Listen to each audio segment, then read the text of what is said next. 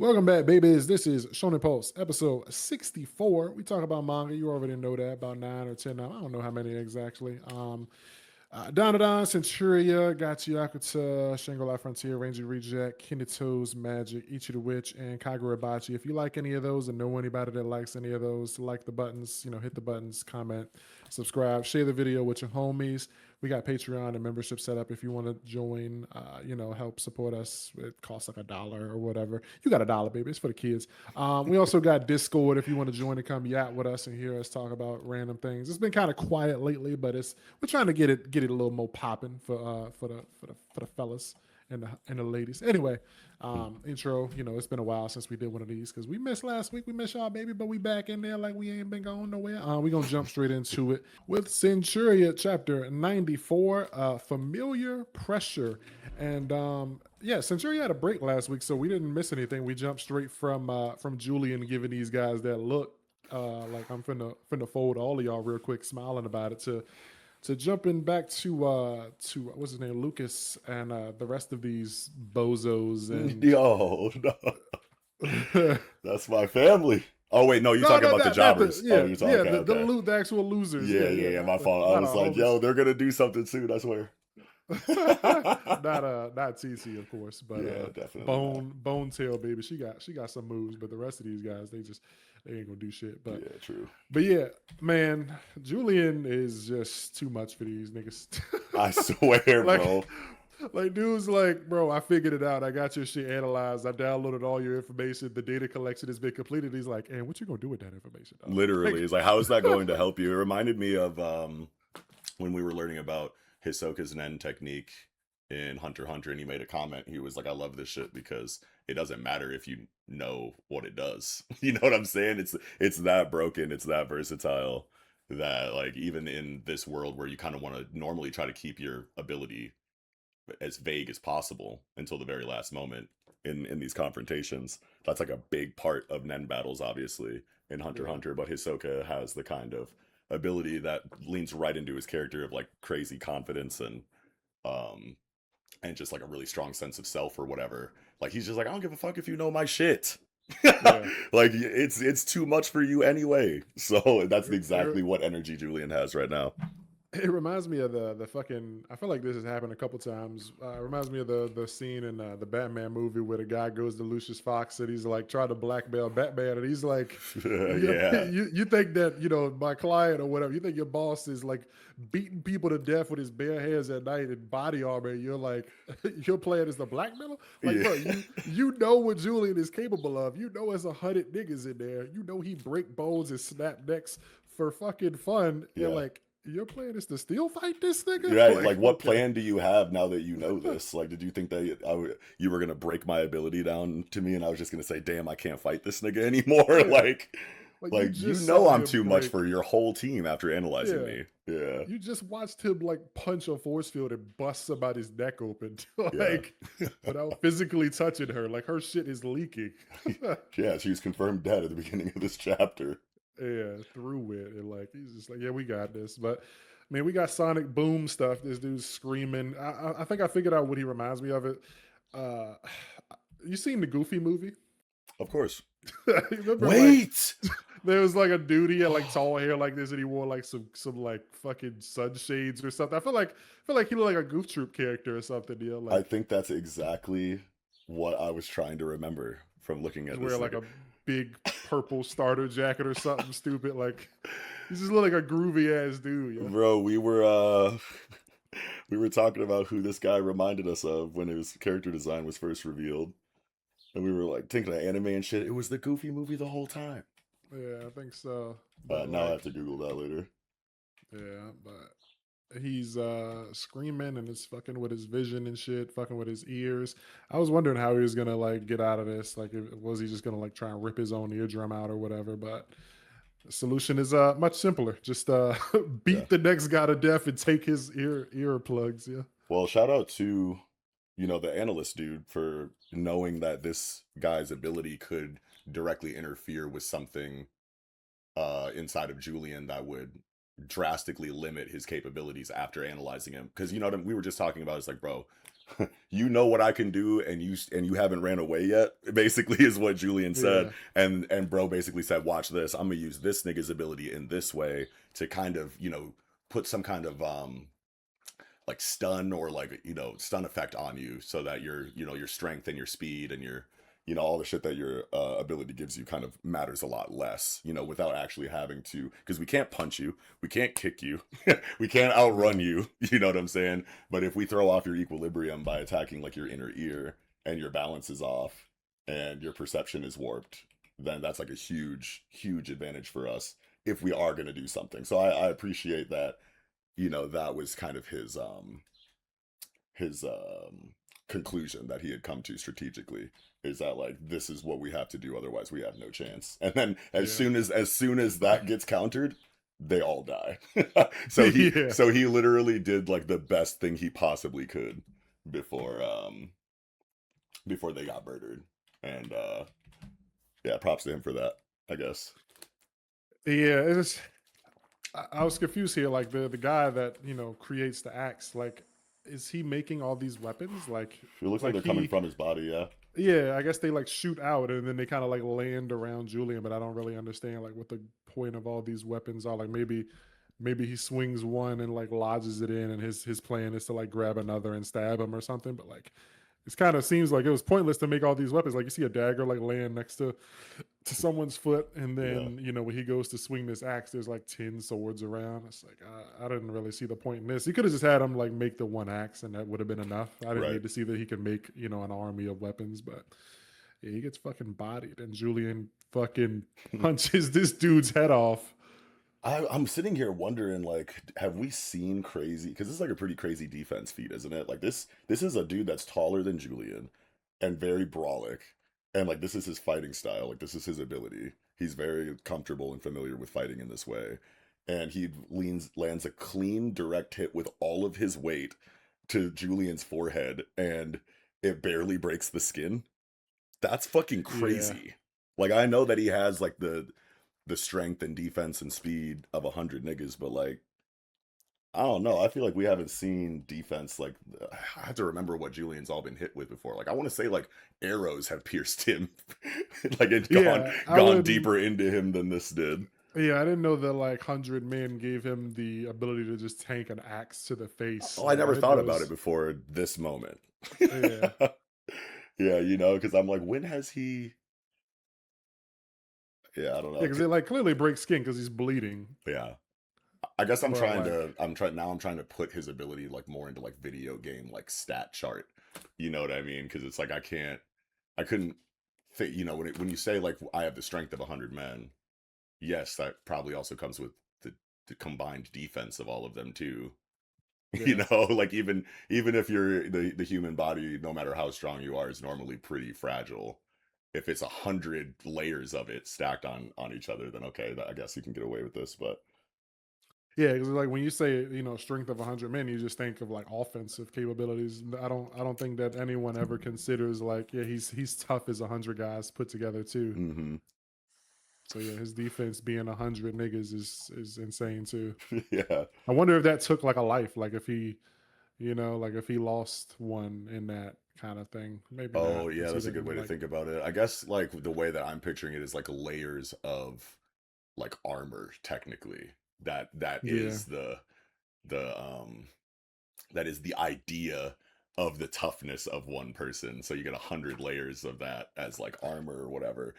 yeah. So until you can get through all of that to deal a mortal wound, it won't proc the death That's kind of trigger. busted, man. Because like Yeah. you ever see those videos where people like they stack like balloons and freeze them. So like then they take a knife and like cut the like balloon pieces off of like the frozen ball of ice, and it's like six balloons as Yeah. they're peeling it back. It's like I feel like that's kind of what we got going on here. Like when you stab him, like you kind of peel a layer off of this onion, but like hmm does that kill one soul, or do you actually have to kill Julian once?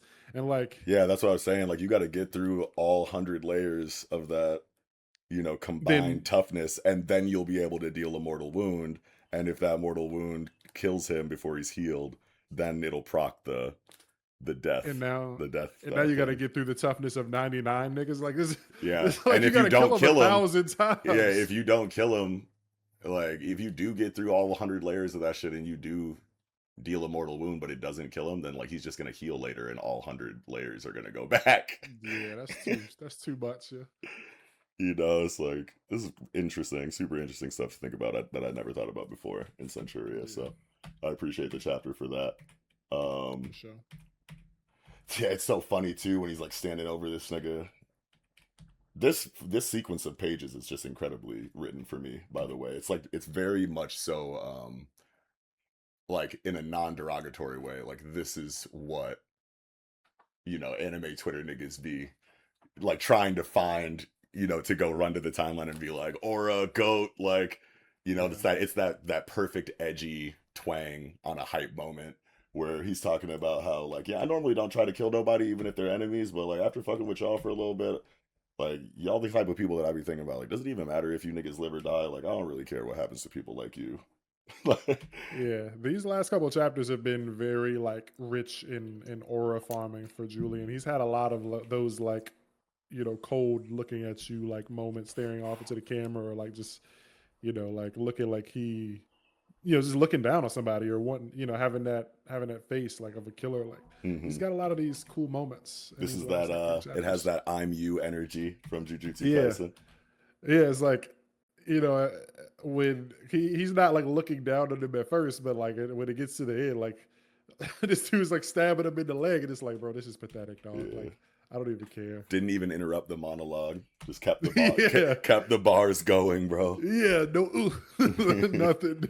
He didn't. It didn't shake him at all. Yeah, Yeah, shit is raw as fuck, bro. yeah. These dudes are all scrunched. Yeah, I can't wait to switch perspectives back to Lucas and everyone else to see what other kinds of abilities that the rest of the Jobber crew has. But like, I don't remember Shorty with the black dress and, you know, the white veil and the devil horn helmet or whatever she got going on. I Yeah, I don't. think she was. I remember her. I think there's another chick that looks just like that, the one that's fighting the Margrave. So I don't know if I remember there being two of them, but the chick that was fighting the Margrave has a similar helmet on. Oh right, yeah, that is right. She was the one with that, you know, obviously felt the most important out of all of them, like, you know, who clearly has more to do than just use an ability and die. But outside of that, Yeah, I remember looking at the rest of these people and I was like, I'm putting stocks nowhere. Like, yeah, you know, and I said that, but I do not remember this woman with the black dress. If I would have seen her, yes, I probably would have been like, she's different. She's gonna have something to do. yeah. I just flipped. I see her. She's on 92, Okay. whatever, and on 91. Glory to Ramir, or whatever. She's there. She's like right behind the main chick. So I'm guessing she's like the second in command or Okay. whatever. All right. 'Cause she's the only one who has a different appearance. Everyone has like head wraps and like an eye on their chest, and her and the main chick have like this helmet with like the like, I forget, not, it's not an Ouroboros, but whatever it is on Mm-hmm. their shirt, on their jersey or whatever. So Yeah. yeah, I mean, it all kind of plays into this concept that their cause is so much more than the individual carrying it out mhm, or trying to achieve it. You know what I'm saying? We see that type of shit all the time in stories with factions or whatever that are all like devout and, you know, these overzealous, like we have to accomplish this shit at all costs, and the lives of the individual don't matter in the grand scheme of the overall goal of our mission or whatever. And their outfits being as like, you know, um bare bones and kind of like homogenized as they are, kind of plays into that theme that they have going, that this is for Ramir. Who we are doesn't matter. We're all totally fine with dying during this mission. We already was told by our boss that we're going to, whether we accomplish the mission or not. So, you know, it kind of, it reminds me of like the Phantom Troop in a certain kind of way, even though like, you know, design wise they all have very you know, unique and kind of like out there, you know, outfits and character designs as a group. But like the overall idea of the Phantom Troop is that, like, you know, the individual doesn't really matter as much as the idea of the yeah, group or whatever. So when I get that feeling from a team, I like that. Even if they're all jobbers, I think that this is the way you do a jobber team conceptually. yeah. You know what I'm saying? Don't make Yeah, it any of them works. feel like any of them individually are all that important. Because if you're just gonna have them get scrunched after using their ability one time, so that your main character can do some cool shit, then that's gonna feel like wasted potential. But it doesn't with these guys. It's like this. This is what they came to do. Yeah, Yeah. they came to do their mission and die. They all knew that they were dead. Yeah. So, Hmm. well, next week, hopefully, excuse me. Hopefully, there's no break, and hopefully, some of these jobbers do a little more. Yeah, I'm interested Julian, to I think, is see done with these dudes. even if all they're meant to do is just kind of throw out an attack and die. Just it's good for the variety of conflict in a story with superpowers and a big cast of characters to be able to show what the abilities that we've seen them use throughout the series can do in a lot of different circumstances, a lot of different Yeah, situations. You know what I'm saying? So like Toru Kuramori's really good at that kind of thing. So even if we're not meant to care about these characters very much, like I care about what they're going to bring out of the characters we do care about. yeah. It's like going into the other encounter. It's like a 6-on-5 or whatever. Diana's included in the 5, so Lucas and I forget the other chick name with the dragon tail or whatever, but like those two versus the 6, somebody probably slips away. Like of that 6, like Oh, while sure. Lucas and the other chick is fighting, like somebody might try to make a move and slip and grab, Diane or Do some whatever. flanky shit. Yeah. Yeah, and it's like at that point, I really hope TT does something, or even Diana. Like maybe Diana, I can't remember if it's Diana, but like maybe she does some dark magic shit and turns somebody into a frog and steps on him or something. I don't know. I want to see what she could do. That would be dope. I think after the last arc that showed TT in a high stress situation where she had to act, it was kind of a tell that she didn't really take the route of a warrior during the time skip at all. Yeah, And I think that's Toru Kuramori going. If TT is eventually going to be able to do something, um, that actually matters in these conflicts besides just running away or sneak attacking someone in a way that distracts them long enough for a stronger character to finish the job or something along those lines. If she's going to be yeah, an active combatant in any legitimate way, there's going to have to be writing specifically dedicated to her focusing on that for a while before it's actually used properly in real conflicts. yeah. We Yeah. can't keep having these situations where she is just there to be like the damsel who Yeah. who meets shields for Diane once or whatever, Right. and then like she's here. Yeah. People are constantly attacking. You have to learn how to throw a rock or something. Yeah, she's not just going to, they're not just going to get ambushed one chapter and she's just going to pull out swords and just suddenly start boxing them. You know what I'm saying? Like Yeah. there has to be writing given to the idea that she needs to develop in that way before we see her do anything really, really cool. And there's plenty of people here that can like teach her like simple shit, like how to Right. throw a punch. Like And you I think that have, yeah, I think that that's something that's important for Julian's character and Lucas's character is to make that decision in the first place yeah, because Julian keeps on trying to say like no, we want to live these normal lives. I don't want you guys, getting your hands dirty and worrying about, killing people and combat and war and stuff like that. I want to be able to protect you guys and keep you, away from that kind of life. And it's like, well, nigga, it's not gonna stop. Like this is like they're gonna keep sending people after you guys. You guys are going to constantly continue to be in danger. At what point do you just decide to go, okay, we can't escape this right now, so it's better for everybody else. It's like in The Walking Dead when they were having that conversation. All the adults were having the conversation in their group about how they need to train the children how to shoot guns and shit. You know what I'm yeah, saying? It's like, yeah, sure, in regular society, you probably don't want to be trying to give, a 5-year-old or a 7-year-old a gun and teaching them how to shoot it. I mean, in America, I guess that's normal, but yeah, you know what I'm saying? But like normally you'd be like, that's they can be a little bit older before we have to think about things like that. But in an apocalypse, absolutely not. Everybody's got to be able to do something. yeah. And this is a I think similar energy, yeah. I think it's gonna end up going, excuse me, going towards a route where it's similar to Naruto, where like Diane is gonna like she already expressed, her how she feels about her people, constantly coming under attack and stuff, and she wants to know like who she can like take this rage out on and stuff like that. So I feel like it's gonna start leading towards her wanting to go and see what these witches are about, and and either like trying to convince like Julian that maybe they all should go and see, or like maybe she like breaks off in the night, like while everybody sleeps, she sneaks off and does it, not with the intent, like not with ever giving the intention that like we join them, but that we use them so that we can learn. Because Diane is going to definitely want to do something to help ease the pressure and relieve this nonstop assault that they're always under. So it's like Yeah. going to these witch bitches and learning how to fight and learning how to do magic and shit is just one way to like guarantee she can help keep her people safe, like especially in a case like this. Like if nobody knew, she looks like a little girl, nobody's gonna expect her to be the spawn of Satan and have like crazy magic. So like they're like, yeah, we're just gonna kidnap this little girl, and then Yeah, they all they, think that they they're get kind of it. like plucking the fruit before it's ripe, Yeah. type And then shit. they go to grab her, and then she summons, the devil. It's like, Yeah. oh fuck, like that's a crazy trump card. Yeah, 100%.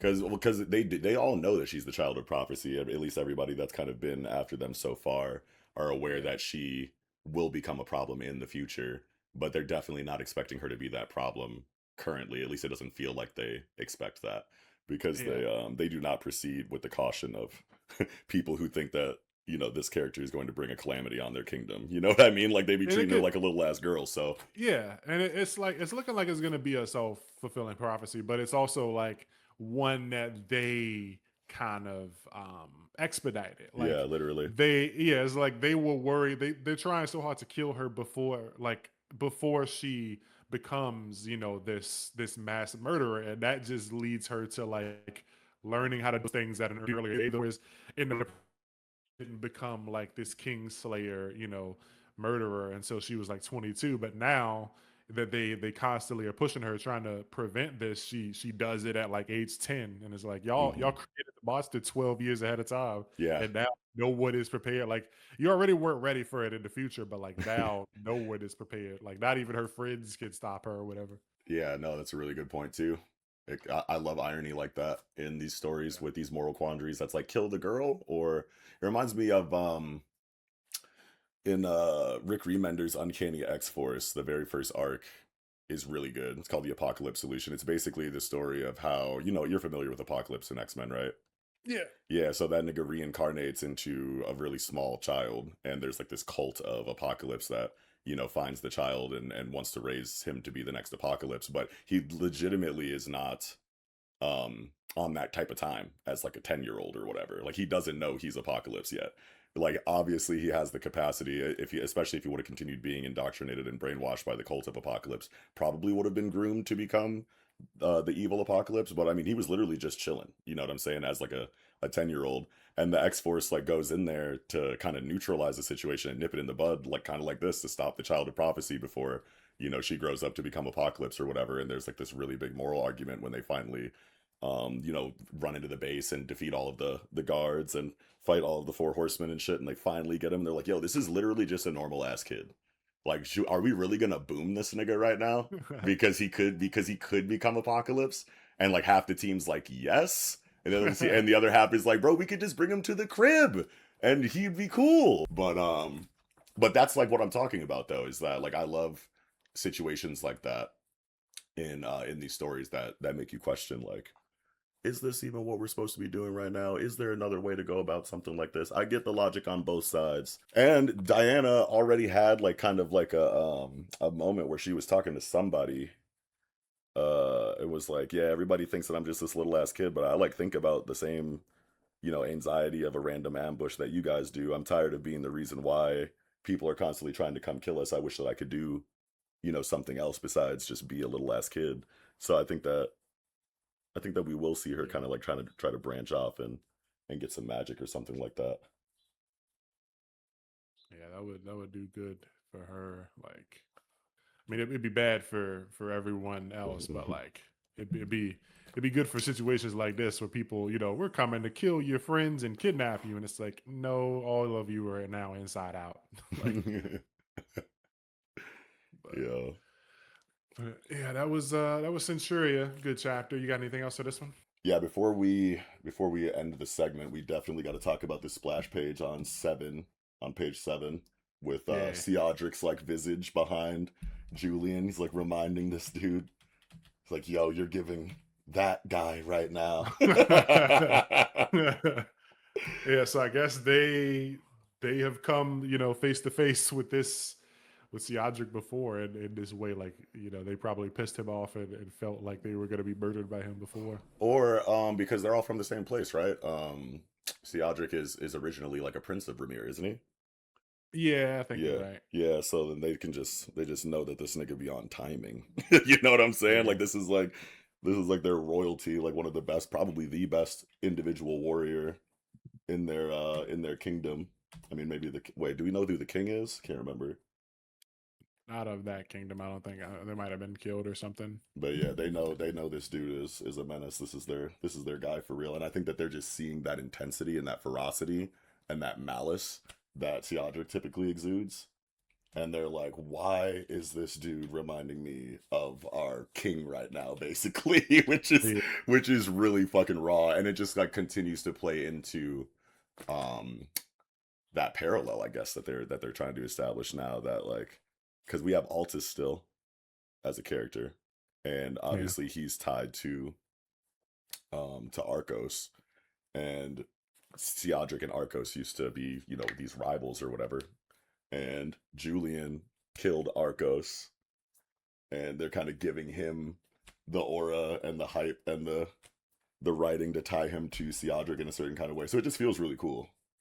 Yeah, building up this conflict that we know is coming. I just wonder like how long before it happens. Like is it gonna be a thing where like Seadric pulls up like in a later arc or we go to him, or is like this situation that we're watching gonna like end and then he's just gonna kind of crash in like a meteor and it's like, oh cool, you got rid of the rubbish. Like now, me versus you, like at the end of this battle, while Julian's already like hot, like Yeah, he's still pissed and the anger and shit is still there, and now a new guy is here, or is it going to be like, we go to bed, wake up, and go see this guy? that could feel really good if Theodric did just kind of like jump in when we think the conflict is over, to be like, "What's up, nigga? Run the ones." You know what I'm saying? Like that Yeah, would be dope because yeah, like you said, Julian's already fired up, and also like the nigga took no damage. You yeah, know, he still got all Ma- his HP. Like, yeah. so it would Imagine feel they, good if their one on one built up, you know, conflict started right now. imagine they're like fucking, they're like they finish up the fights, like they finish off all these guys, and they meet up like Julian and all of our main character crew. They meet up in a field or whatever, and they're like talking. They're like, all right, let's go back home, and then they turn around, house on fire. He's like, yeah, fuck you guys, I'm here to fight. Julian figured I'd do something to get you, get you riled up. And it's just like, you burned down our crib. Yeah, but that would mean that he would be out in, because I think the time for the duel has been decided, right?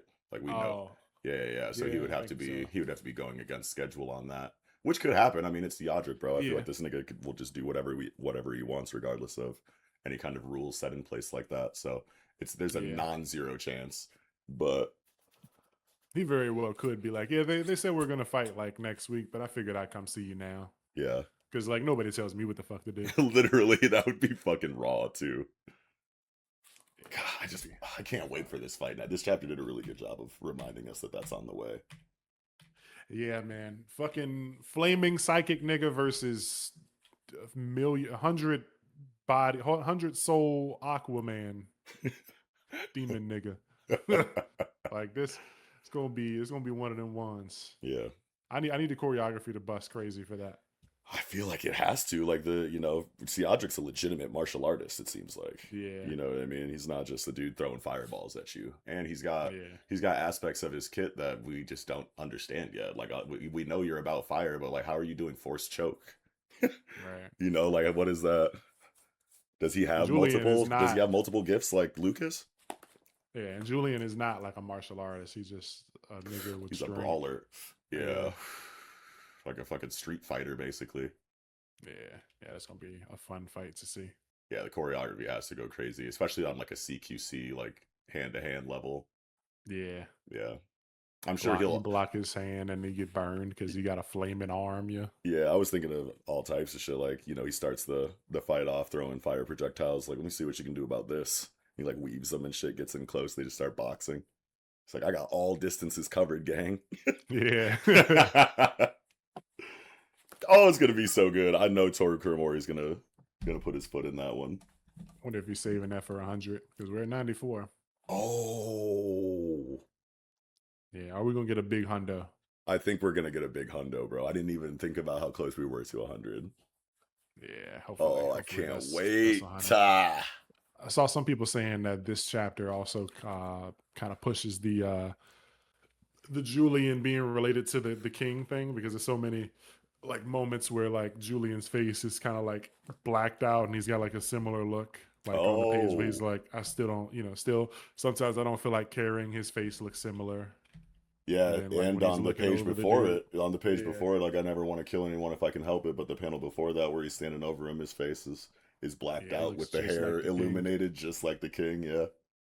Yeah, so Mike got some royalty in that blood, man. Oh yeah. I need more lore. What if like what if Seadric notices that like during the fight, like I don't know if I want to say I see Seadric like dying in the fight, but what if he does die like during the fight to Julian, but like in his last moments he like recognizes that Julian is clearly like of royal blood or something. It is something that we get as a reader, but like it doesn't get stated, so no one in the story recognizes it or even knows it. But it's just something that Seadric notices. He's like, no wonder, you're a son of that man too. Like the only person who could wound me before was a son of the king, and now I'm defeated by another son of the king or something. Yeah, I guess I never really thought about how Seadric does get defeated. I mean, if he does, there's a Yeah, non-0% chance that he win, that he just wins too, because yeah, they can do anything. But I mean, what would that mean, for the future of the story if Julian did lose that fight? You'd have to yeah. start I thinking about think stuff like that. But him losing would definitely be interesting, but I think I'm ready for another kind of like Vegeta slash like Kuwabara character, somebody who joins the crew but isn't like glazing the main character. He's just like, I'm just gonna stick around until like we run the ones and I kick your ass. Like mhm. I'm gonna beat you one day, but like I'm not gonna let anyone else kill you. Yeah, or it could be a situation because Arcos always beat him with like overwhelming violence, basically. Like he beat Seadric with damage in their fights, I want to say. Yeah, But Julian could, beat him like spiritually, like on some honor shit or something like that. You know what I mean? I think that would be an interesting way to take it too, because it's like he has healing. Seadric yeah, can heal, and Julian is effectively immortal. So like that, I could see that stalemating in a way to where it's not like a talk no jutsu thing, but it's just like a after coming to blows, with in such an intense way.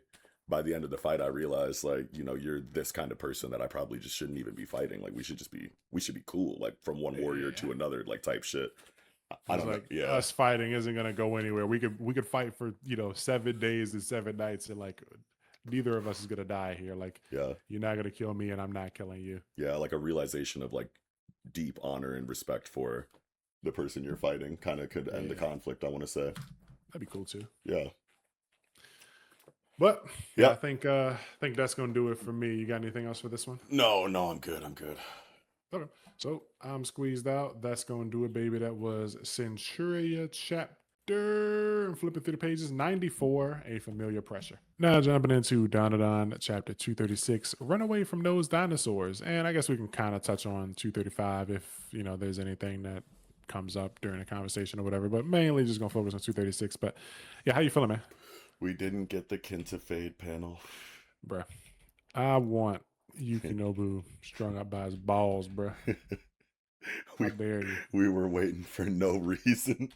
Bro, it's never gonna happen. Like this next time we see this nigga Kitsy, he's just gonna be regular, yo. It's just he's not gonna even have anything different. Like I literally saw, I turned the page on 235 to see Kenta, and I was like, oh, the bro. And like then I thought about it, and I was like, wait, what? He didn't get a new haircut. Yeah, that's just like I feel like that's what like a they Chekhov's gun failure, even though well, I don't it's probably just me going like, oh, you didn't do what I wanted, what I made up in my mind and expected that didn't necessarily need to happen. Because why do you have to get a brand new hairstyle when you go Well, to the barber, they could just, touch up your current one, I guess. I don't think this is showing what he looks like. This is just like he's telling Vamola and Okarun that like your friends are safe. So like Oh, sure. they're like when they're like listening to him, they're like, oh, okay, so that she's like imagining, Kenta looking the way he normally looks, but this isn't like Oh, okay. him. Yeah, it's I not didn't being even think about revealed. that possibility. I thought that this was not like necessarily like present time, but just Yeah. like, maybe like right before he left.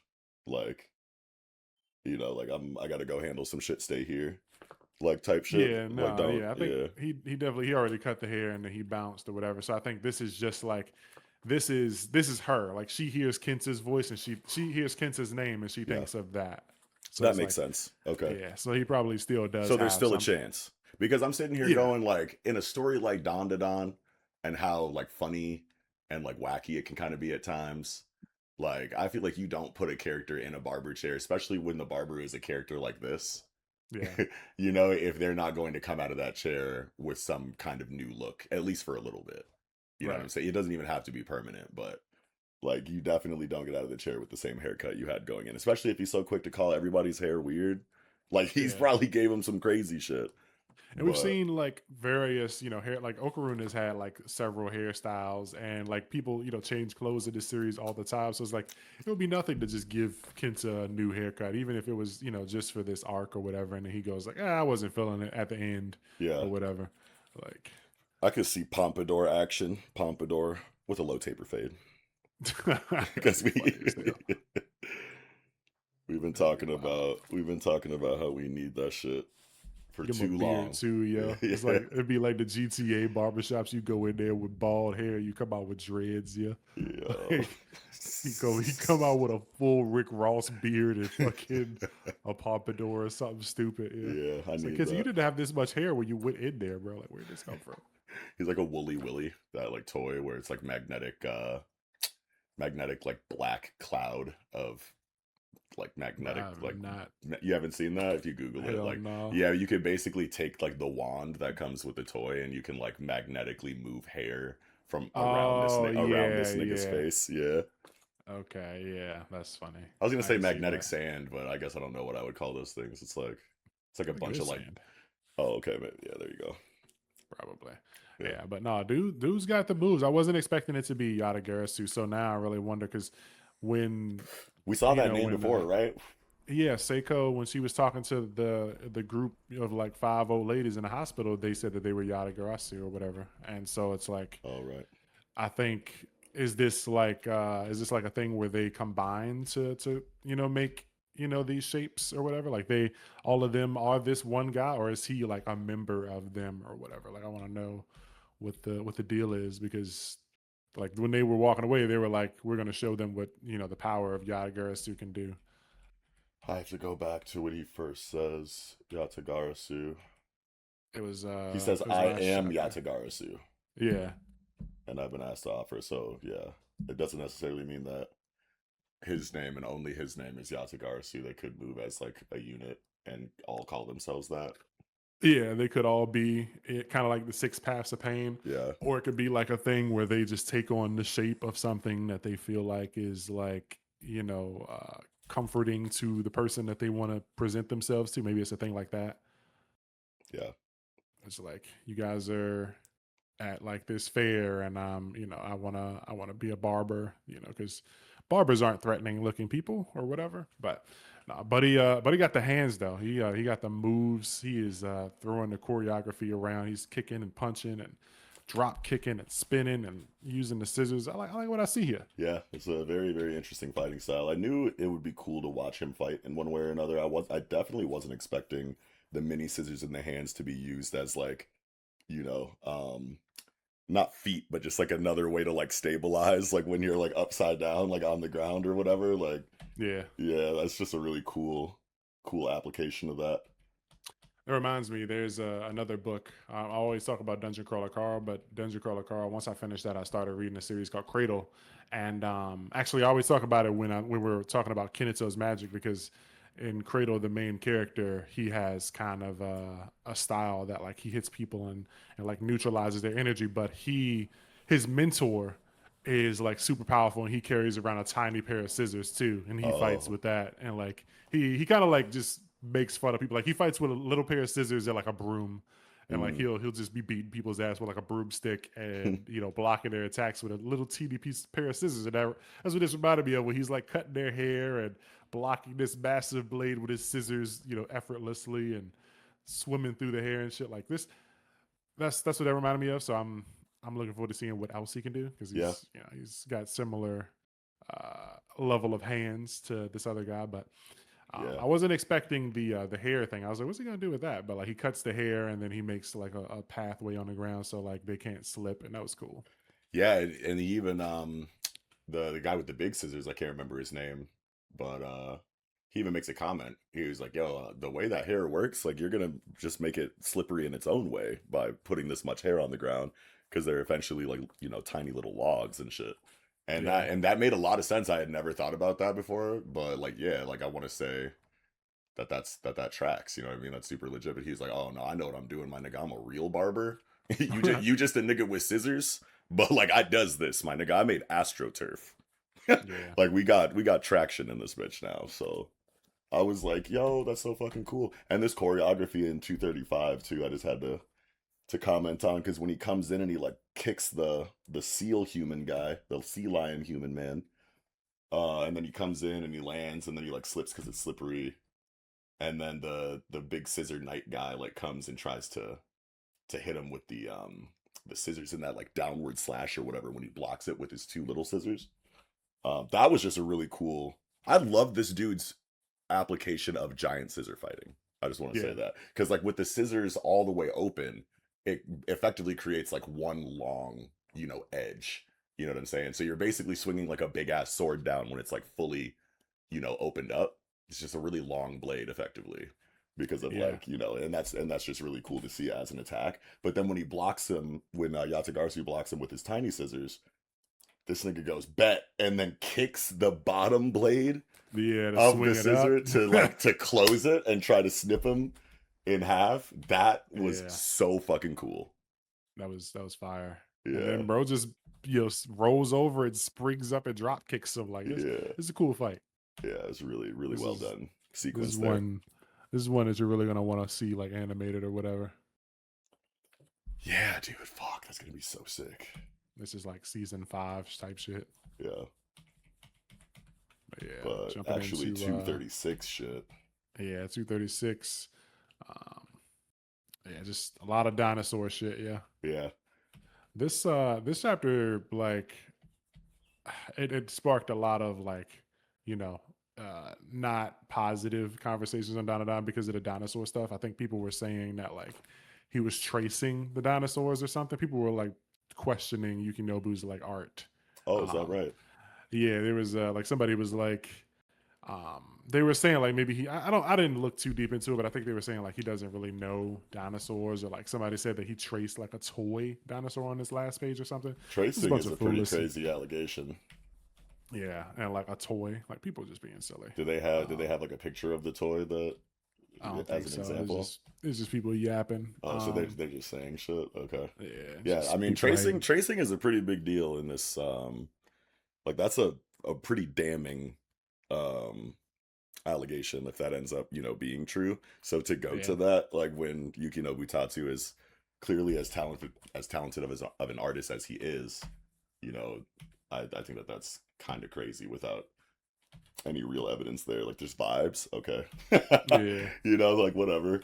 But I love the dinosaurs and how they're drawn in this chapter. It yeah, yeah, reminded me like it's easy to just be like, oh yeah, it's like Jurassic Park, but no, like this shit is actually I think trying to recreate scenes from Jurassic Park. Like this one page, what is it, where she's hiding from these raptors in this room that is kind of set up like I want to say similarly to the room that the kids were hiding from the raptors in the actual movie. But the page that really got me was 9. Like I swear to God, I saw her hiding, under this desk or under this table, and the raptor foot with the claw like poking up on that yeah, panel. I was like, this is literally, you know, that scene in Jurassic Yeah. Park. You know what I'm saying? Like I want to say that that's on purpose. It has to be. The only thing that bothered me about that was her rolling, and I was like, I feel like she would be making noise rolling across all that glass like Yeah, that, and literally. they don't notice. Like, there's no cracking or anything. Yeah, no, I didn't even think about that, but you're totally right. She rolls across all this glass, and like the raptor doesn't notice. Yeah, that's But we're gonna have to suspend some disbelief for that just because yeah, of the comedy subgenre that yeah, that Dandadan kind of exists inside of. yeah. But it all works, and I like her playing. You know, Momo always figures shit out. Even without her memory, she's still the strategist. You know, putting the whistle on a balloon and then firing that bitch off in another direction is genius. Yeah, she's always got the ideas, bro. Yeah. So now, like, she's calling, you know, the alien hitman bitch here to help, and she's getting the dinosaurs like off her ass, and that's perfect. Yeah, that's huge. I wonder what Yeah. that's gonna be like when she shows up, because I don't even know what kind of dinosaur this is on the final double page spread, but that nigga look nasty, Yeah. nastier than the other ones. Yeah. So like, I guess she got to hope that the chick shows up like now, because Hmm. now you locked in this room with this big ass dinosaur. Like, even if you try to run back the way you came, you got two raptors right there waiting to eat your shit. Yeah, I wonder if she just naturally unlocks spiritual energy again at any point, or does she have to get her memories back for that?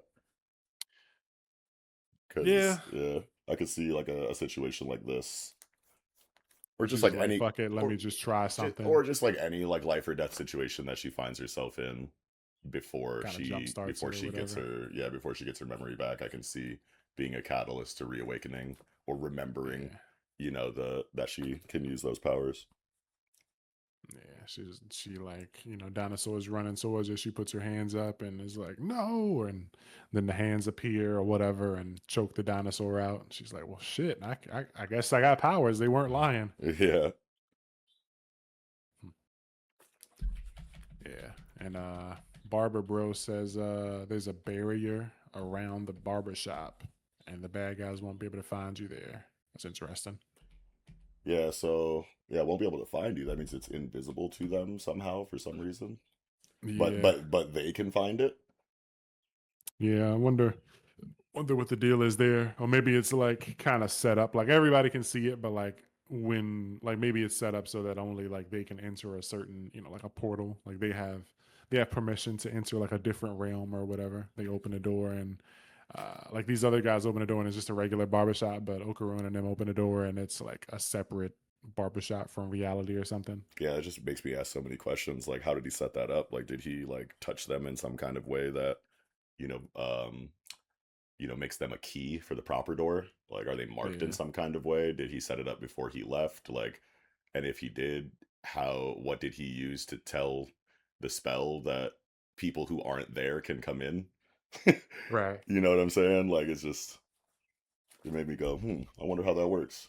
I think at the very least we are getting closer to the Kenta cut because he is now sending other people to that location. Yeah, I think we are getting close. Bro, I was sick to my stomach when I turned that page and saw him standing there, thinking that it was sometime after the, the haircut. You know what I'm saying? I genuinely thought it was them standing outside of the barbershop, like waiting for the rest of their people to show up. Yeah. Because Yatagarasu was like, all right, I'm about to head over here. Y'all kick it here. There's a barrier around it. Y'all stay safe. There's niggas afoot. You know what I'm saying? Like, I don't want you guys to run into any kind of bullshit. So it's best if you stay here. I'm gonna go grab everybody else and get them back here too. And I thought that was just like them being like, all right, peace out, nigga. We'll be here. We'll hold it down. Yeah, like I thought it was like we'll hold down the fort, bro. Like I thought that's what I was seeing here. But I think it absolutely is what you were saying about how it's just the characters being shown after being mentioned, like in the mind of the person he's talking to. Yeah. Yeah. Yeah, it's gonna be wild though. They get back and Kenta and Vamola are just eating French fries, watching like Looney Tunes, having a good date, and everybody else is like sweating, bleeding after fighting for their life. They're like, "Yo, where you guys been?" Gigi, did you lose an arm? Yeah, yeah, because Gigi is showed he's still like in the mouth of that dinosaur or Yeah. whatever. It's like, where y'all been at? Gigi, Kent is like, bro, Gigi we ass were chilling. We dead. were waiting for you. Mouthful of Chick Yeah, fil A. yeah, nah. pretty straightforward chapter. It's mostly just the dinosaur stuff. So Yeah, I don't think I really got too much more to say. What about you? I think I'm chilling as well. All right, shit, that's gonna do it. That was Dandadan, baby, 236. Run away from those dinosaurs. Now jumping into Big Gachi, Big Cooter, baby, chapter 168. The curtain closes. And it feels like, I mean, with us taking a break, I think Gachi had a break last week too, but it still feels like I missed something. But Hmm. um, yeah, just banger chapter, man. Good stuff. The end of the arc is finally like officially here. I didn't know like after the way the last chapter ended. You know, sometimes they do this type of thing where it's like the arc isn't officially over until like the main characters are back at the crib, you know. So Sure. it's like even though the quote unquote bad final boss of this arc is done, like something could still happen. Like someone could pull up and go like, "Oh yeah, it was thanks for getting rid of that guy." But I think it's safe to say that this one's done. Yeah, and I was wondering because we were talking about, the possibility of there being another conflict that follows Mimo, that we were kind of distracted by Mimo from kind of like realizing, like kind of like a rug pull moment, and we were talking about like the possibility that Tamsi kind of pulls up and fucks shit up, after Mimo is dealt with, or a bunch of different things could have ended up happening, obviously, but for this to be the whole conflict of the Doll Festival arc is fine, just because I thought that there could and probably would be more to it after this doesn't mean it absolutely needed to in order for me to be okay with it. So, but I definitely thought something else was about to get shaken, and it still can. You know what I'm saying? Yeah, There's definitely still room for something like that to happen, but this chapter does make it feel like, oh, okay, the curtain closes, but yeah. I think I think we'll probably get something in that like this next chapter that like just kind of feeds us into the next arc or two. sure. So, Or lets us know but if this one is still going to continue for a little bit. yeah, but like Yeah. major players, like the three main characters that we were like introduced to in this arc are now gone Right. with Mimo, Gauntus, and Tulili. So all of them are well. Tulili, yeah, Tulili is out of here too, I guess. Which had me, I was wondering too. I was like, okay, so two Lily. I mean, I guess if you're going to give a character like reality warping, reality manipulating abilities, that's really broken.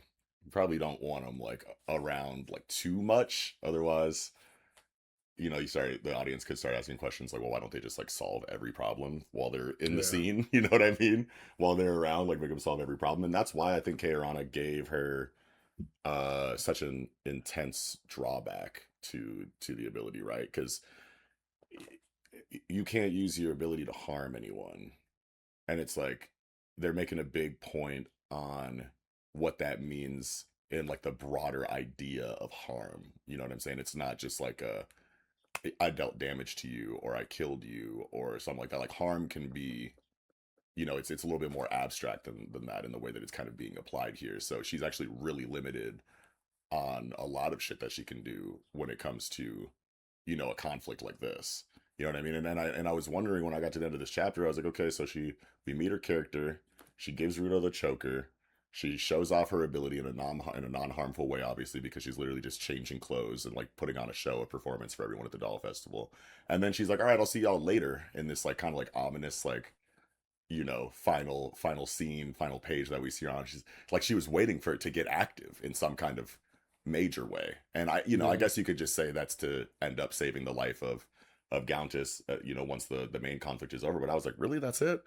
You're gonna change some clothes, save this nigga's life, and bounce?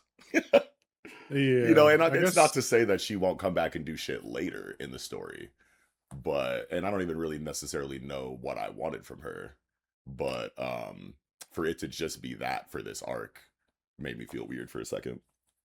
Yeah, I guess I don't really understand. Like, is this like a thing where like this is really like is this her giving him like is he actually dead, but this is like her kind of like um soothing him or giving him like a peaceful way out. So like in his, trip to the afterlife, he sees Lily and this is his afterlife or whatever. Or did she actually like, Oh, you think you she know, died too by using her ability maybe to heal engine? and then like no, and I then wasn't like that healing engine technically triggered like or procced the harm um like thing. and then she like Well, died so that she could be with Countess or some shit. I don't know. so I was thinking that either like both of them have gone away to like Never Never Land, or like she gave him one like last sweet dream, so he dies or whatever, but like it's not painful, But she says, and "Let's like spend he our future together." So yeah, but she's like either creating the rest of his life in his like mind using yeah her ability, and it's them like together, happy ever after for X amount of time, and yeah, I'm then thinking it's like the Sukuna like white space kind of thing where it's like they're both to him they're both there, but really she's still just in the real world somewhere, or maybe they are really both just gone somewhere. yeah, I think it's either because that would mean that she. I would feel weird if she was if it was just Cap and she's just like, yeah, I didn't want you to die sad, so I created this, Yeah, thing inside of your imagination using my abilities that makes you think you're living out a peaceful life with me, happily ever after, yeah, but you're really just dead. I feel like that yeah. that She that ain't that seen them, so she would definitely want to spend the time, like she said. yeah, that feels weird thinking about it like that. But yeah, I think it's either she genuinely did everything that she said in this chapter, how she was breaking down, and it reminded me a lot of like Undead Unluck too, with how abilities kind of like work in Undead Unluck, where your understanding of the concept can be updated over time, allowing you, access to new applications of your ability that you were so familiar with before, but then now you just think about it a different way, and now you can use it differently. And like with the negator powers and Undead Unluck, they kind of dabbled in that throughout its run or whatever, and that was really cool about the way that powers worked in Undead Unluck. And this explanation for how she kind of got around the condition or the caveat of her ability so that she can do something that maybe normally on paper would have counted as harm in some kind of way, thus putting her life in danger to do what she did. But the fact that she didn't have as much information about his circumstance as she could have, that like if she would have like I think that's what this page is kind of like saying, like the artificial heart Mimo gave me is literally a ticking time bomb. The only way to stop it is to remove it. There's no hope for me. And then she's like, knowledge is a wonderful thing. Your vast knowledge kept my past and present self alive. And that's why I chose ignorance. So I know nothing. So that let me separate you only from the explosion. Cause like, I don't know that this is your like literal heart or whatever. Like, I Yeah, didn't know he turned your heart into a bomb. So I'm like dancing around the caveat via she can kind ignorance. of just ignore it, just like Yeah. I don't know it, so it doesn't like Yeah, to me, it's she just because this, she and I'm using my yeah ability to interact with my understanding of this. yeah because But the she doesn't see reality it of it, and yeah yeah, which, acknowledge it as true. yeah, the reality, like the information that she's missing, if she had it, would make her understand all of this, the moving parts involved, to where if she used her ability to interfere with it, knowing everything, then it would potentially proc the death condition, using her abilities to interfere with it in that way. But I think what Yeah, she's saying is that because I didn't have all the information, I'm interacting with an incomplete idea of what's happening and using my abilities on that. And yeah, because I know I can comfortably use my abilities in this situation where this is my understanding, that's why I'm safe and you're safe right now. And like yeah. that reminds me a lot of Undead Unluck, and I think that it was written well enough for it to not feel hand wavy and weird. Yeah, let's her bypass the rules or whatever, and it's something that I guess both of these characters are just going to be gone from the story for good. And that's sad because, like you said, we didn't really see Tulili do too much, but I mean, it And she's works. so bad. Yeah, she's fine. But But yeah, this was a good chapter, and I like that. As Rudo is like listening to, he's talking to Gauntus before he dies or whatever. He thinks about what Mamo said, and he's for a moment he's still like kind of like in a daze, like not believing what happened. Did I just kill a man or whatever? And then he remembers Regtil's murderers belong to the cleaners, and he kind of like locks back in. It's like I can't be like caught in the days, like there's some serious shit going on, and I think that affects him when he sees like when the blast goes off and then he like rolls on the ground and he gets up, he sees Engine, and like I Engine think saved he him from the explosion, right? I, Because I they showed a panel of him on page 3, and it's like, or did someone else intervene? And it shows the blood splatter from Engine's like neck hole or whatever, Oh yeah, and yeah. I didn't he's see and Engine right there. he's kind of like slumped against the wall, and then the explosion goes off, and there's like a silhouetted figure that has to be Engine, right, grabbing Rudo and like getting him away from that. So he used like his last strength while he was bleeding out to get him and Rudo away from the explosion, I guess, is kind of what I'm taking away from that scene. But Yeah, but still though, it's like that seems like a mortal wound. You know what I'm saying? yeah. So I mean, it's either a situation where someone gets to Engine before he loses too much blood and heals him, or it's like I kind of like thought about it on the fly a couple minutes ago when we were talking about Two Lily. It's like, did Two Lily like sacrifice herself to use her powers on Engine to heal him enough to not die, which would somehow, because of whatever writing that they would need to use to justify the act of saving Engine as triggering a harm response from Two Lily's ability and killing her. But like that's what made me think like, oh, are they living the rest of their lives together because they're both dead because she did that? And like, because that would feel better than her just being like, yo, you're dead, I'm alive, but I'm gonna make you think we're living the rest of our lives together using my ability. yeah, Because that's like technically harmful, dude. Like, what the fuck? How does that not constitute as harm? yeah. You know what I'm I'm thinking that saying? either like both of them are dead, or she like really saved his life and just like created like a pocket world for them both to just live in for the rest of their lives or whatever. But Yeah. I don't think she healed Engine. Okay. Yeah. But Yeah. I Probably not. Probably not. yeah, because Engine's got a very specific type of wound. This was also told him never use that watch.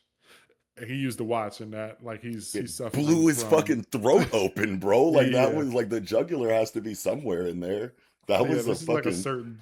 This is like yeah. a special type of damage. It's like it's almost like a Watchmen series corruption type damage, and I wonder could that even be healed by like because like August's sister like Aisha or whatever is like nearby. She was like looking for electrical cables or whatever, so it's Oh, like they'll true. probably pull up and like try to That's heal true. him. But like, is this like damage on like a level that can't just be healed with fucking modern science type shit? Like Yeah. Or maybe this is something where Rudo has to non-Watchman do something. abilities. But see, Yeah, like at the end of the day, too, it's like why would a Watchmen series specific injury take the form of like your neck getting blown open? I think it was just too much. Like Yeah, the power for it was like far too great for someone like Engine, and he was just barely like able to like tap into it or whatever. yeah. Something like a Watchmen specific injury, just based on the writing that we've gotten for it, feels like it would be like entirely psychological to me when I think about it. Yeah, Yeah. everything that we've seen so far would lead to like the guy going Hmm. insane or whatever. Yeah. But yeah, it took the if this really is a Watchmen specific thing, it taking the form of you know, um, your neck getting fucking blown up. It's just I just can't connect the dots in my mind right now. Yeah, I'm thinking it's just like an overload. Like it's just too much power. Hmm. Yeah, Maybe you gotta like have like either a stronger body or like more Watchmen series like pieces to like kind of even it out when you use that one or something. But sure. yeah, just him remembering that Mimo said that shit, and then like him when the explosion happened and he wakes up and he looks and he sees Engineer. I wonder if like part of that like because he doesn't go over and go like Engine, are you okay? He gets up and just like walks away from Engine and towards the explosion, and I wonder if that's like all out of concern and shock, or if that's partly because like he can't fully trust everyone around Yeah, him. he's a little suspicious now. Yeah, Yeah, and he it's like wants to go why run would towards the you? explosion because Gauntis is clearly innocent, and and he's worried about Gauntis's safety. Yeah, And but maybe he because he didn't even know that Engine was around because they're talking about like what happened at the beginning of the chapter, and they're saying like, or did someone else intervene? Like that, like they definitely don't know that Engine is close by yeah. when he says these things. Until So he moves or whatever, and it's like I'm pretty sure. Oh no, the thing where he said that it was one of the cleaners that was several chapters ago, like 10 chapters ago. But um, but yeah, like that memory is fresh, like yeah, in universe that happened 5 minutes ago while right. they were fighting. So Mm-hmm. Yeah, so he's just thought about that shit. Then the explosion goes off, and then he sees, the first member of the cleaners since he remembered that. And So yeah, and he there is a possibility that he looks at Engine because, like, yeah, his reaction. I mean, there's a lot going on. Your nigga like that you just created like a very intense bond with that you care about a lot. Kind of just got blown up in front of you, technically, for all yeah. for all you know. You know what I'm saying? So like that's a lot to I feel like whether or not he remembered, that that Recto shit like right before this, like even if that didn't happen right now, I feel like there's still a chance that Rudo would still react this way after after seeing Engine and seeing the explosion. But Yeah. I definitely do think that you're onto something in Yeah, regard because to like him being Engine, suspicious of Engine now that yeah. yeah, because Engine pulling up and Engine like being the one to deliver the final blow to Mimo like that, it all just seems very suspicious. Like, Yeah. how'd you pull up or whatever, and like what are you after? Rudo still Because wouldn't like, know that it was Engine that dealt the final blow to Mimo right now though, because they were both talking about what the fuck happened, how did he take that damage, and they were both yeah, confused by it. So there's Rudo wouldn't have a confirmation that Engine did that in this scene, but but still, I think he knew, like, it was probably to everyone's understanding that Engine was across the like stadium or whatever from when Mimo like kicked him across the field. hmm So like seeing him, within 5 feet and Mimo suddenly like exploding before like I rip his head off, yeah, it's like yeah. something fishy is going on. Now I got what, two pieces of the Watchmen series with this necklace or whatever, and Amo has the I third.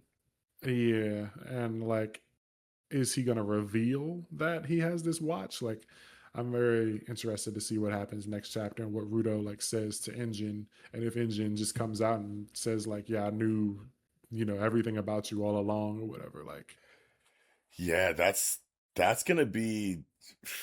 Yeah, you want to know what? Now that you put it like that, Engine eventually does have to give Rudo that information, doesn't he? Rudo's probably not gonna like the fact that he was hiding that information from him. On top yeah, of that, seed of suspicion being planted in his mind from Mimo that one of the cleaners killed Recto. I yeah, can definitely see that creating a conflict, between Rudo and Engine that significantly affects their relationship for at least a while until yeah. the real murderer is revealed. But Yeah, damn, it's interesting stuff. yeah, it's a lot to think about. But blowing Buddy up, man. He went out like Nagato or whatever from Hmm. Naruto with Hmm. pain, 6 pass of pain. Bro was in the wheelchair and then he just fucking died after reviving everybody. He said wheelchair and explosion. I thought of Elder Salamanca and Gus Yeah, Gus. in fucking Breaking Bad. Yeah. Look at me, Hector. Ding ding ding ding ding ding ding. Oh, Oh yeah. that's That was such a peak fucking shit. crazy scene, bro. That's like the same face Rito has actually on that bottom panel when he's blowing, he goes down, Lily will be safe, and then Rudo's face is just covered in explosion light. Yeah, crazy. Yeah. Good chapter though, but And it's yeah, like, why didn't Lily. Gaunt just be like, nigga, get away from me? I'm about to blow up in seconds. Like he has to know he's like Engine had to grab him and take him away from the blast the blast radius or whatever that Yeah, like because he he like 5 feet away. yeah like Gauntus is tripping. I'd be like, hey, run away from me, but like big ups, you know what I'm saying? Thanks for the help and shit, but I'm about to explode right now, my nigga. Yeah, because like Rudo is running towards him like, it was by heart. It was designed to explode in the event of Mimo's death. Rudo's already like 5 feet away, and then like Rudo realizes and starts running closer, and Yeah. he goes, "Now Lily will be safe." Like, nigga. Yeah, it's like, bro, get away from me. But also at the same time, it's like you're about to die. You're like probably your life's probably flashing before your eyes. His eyes are kind of like glazed over. He's like accepted. He's not even looking at this nigga. Like in the panel Yeah, where like Rudo's like running at him, his eyes are kind of like up towards the sky, like like I'm coming home, like type shit. You know what I'm saying? yeah, He's not all the way there. So I guess we can kind of maybe give him that, but still, I don't know. If I was Countess, I'd be like, bro, get the fuck away from me. But I love you, yeah. thank you. Hopefully, they got a wheelchair ramp on the way to the stairs to heaven. Yeah. Yo. Get his ass up there. But yeah, this is very interesting stuff. But yeah, very very powerful too at the end where she talks about like who would be harmed by you being alive. It was good stuff. Yeah, it's really good. Keirana stays in the bag. Yeah. Hmm. Well, hopefully there's no break this week because we've been getting a lot of breaks. But I think I'm squeezed out on this one. Got any more thoughts? Um, I think I'm good, man. Banger though. Yeah, that's gonna do it. This was Big Gachi, Big Akuta, Big Cooter, 168. I'm stumbling on my words. The curtain closes. We're gonna catch y'all holla holla. Now jumping into chapter 268 of Shangri-La Frontier, Sword Wolf against Lightning Flame Beast, part 12. Just before jumping into that though, since we didn't talk about the previous chapter, I just thought it was cool that Saraku was doing all these moves and he fucking pulled out like an additional blade from his weapon that none of us knew was a thing as far as I know. Like I was like, what the fuck? I, He I flipped the definitely didn't remember that it could do that. If it has yeah, been brought up before. I don't think it's done that before, but that was cool. I wasn't expecting that. Broke out the cheats, but I want to say that Katarina's writing is so tight, and they remember um everything so well, like conceptually that goes on in Shangri-La Frontier. There's been so many times where callbacks to abilities we haven't seen in 50 plus chapters are now being applied in new ways, in a moment where it really calls for it, and they know we have to have forgotten about yeah, that shit until they bring it up and like, oh yeah, you know what I mean, like that's happened so many times in Shangri-La Frontier that I want to say, even if he hasn't outright like used this aspect of this weapon before, I want to say there has to be some writing that exists in a previous chapter that hints at its ability to do this or whatever. You know yeah, what I mean? Like, I don't know when I'll get a chance to use this, but just in case, I should probably, and then dot dot dot, and then you never hear about it again until now, type shit. yeah. I It's could see probably something there like that. somewhere. Yeah. Yeah, but with this current chapter, it starts off with we see, Saiger 100, her kind of early days in the game, and we see what she first encountered, Lycaon or whatever, and it's like she kind of fell in love with that thrill of fucking fighting this boss and losing, and wanted to chase that high throughout her entire like time in the game. That's cool. Yeah. It just reminds me a lot of like, I don't know, you like turn on Dark Souls and you're just like running through like a village and all of a sudden the giant flaming like chimera dragon like just pops into your just pops onto the ground like in front of you, and now you're in like a life or death situation against a gigantic like flaming enemy, and or Yeah, some kind of like horror body horror creature pops out on you at any time. It kind of feels like that with like Gagon, but with a lot more of like a majestic, like regal, adventure aura to it instead of like a survival horror aura like Dark Souls it's has. kind of like the legendary Pokemon that there's some legendary Pokemon that like roam the world, and like you can't like just go and fight them, like they're not just posted up in a place like Mewtwo or whatever. Some of the legendary Pokemon kind of run into you, so Yeah, you can just kind of like randomly encounter them. That's what that feels like with yeah, no, like that's a good connection as well. But yeah, that's just yeah, where my mind went first. It's like it's like Elden Ring, because I'm pretty sure when you first start Elden Ring, there's some kind of crazy monster that jumps out on you once you enter a certain area when you're first starting that game too. And I just feel like that's so Soulsian, like that's like a Souls thing, is for encounters like yeah, that to just like pop up on you. And I feel like Shangri-La Frontier kind of like this isn't the first time that there's been like a Dark Souls vibe in the game, or in the story for that matter. So it yeah. feels like there is a little bit of specific inspiration from Dark Souls in Shangri-La Frontier to a certain extent. But anyway, I love this writing that Sager 100 is getting, that kind of like ties her to the kind of gamer that has this like passionate drive, this like insatiable like curiosity of like wanting to understand, you know, um what makes the game, this compelling, like why do I feel like, the need to just to strive for greatness in a game, like I have to be the best player. You know what I mean? It's almost like and then they showed a flash of Sylvie too And it's like, so like that's what you always see with the best gamers out there. It feels like this is like Shangri-La Frontier's version of like the Will of D, basically. Yeah. You know what I'm saying? Like I saw Toji in this Sylvie panel. I literally like I turned the when I got to that panel and like saw the writing and shit. I was like, yo, this is some jujutsu shit right now. Yeah. Can't wait for her to make her appearance or whatever into Shangri-La Frontier. But yeah, this is good stuff. This fight has been great, and like this, what this chapter reminded me of was that thing I was saying before, where I love how Shangri-La Frontier is a story that's kind of told in its early stages of like gaming, where people haven't figured out the meta, and it's like there is kind of a bit of understanding there that people do have, but Sunraku just doesn't have it. So like Yeah, he doesn't know about the ability to have like items that do things like let you shatter your fucking potion. yeah. So like his lack of knowledge let him fall.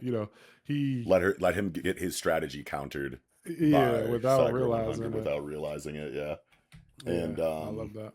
yeah, I was thinking about what you said about how it is in like an early stage of the game where the game hasn't been solved yet, like the meta hasn't been figured out. I remember you talking about that in a previous review, and I had never thought about that before, or Yeah, at least it had been a really long time since, because I'm sure like it had been said in the story at some point that the game hasn't been out that long and I had just forgotten or something like that. But when you brought it up a couple reviews ago, I was like, damn, that was such a really good point. And then in this chapter, or maybe it was the chapter before, there's like writing that says like, yeah, this is what she was able to accomplish in the year since she's been playing the game.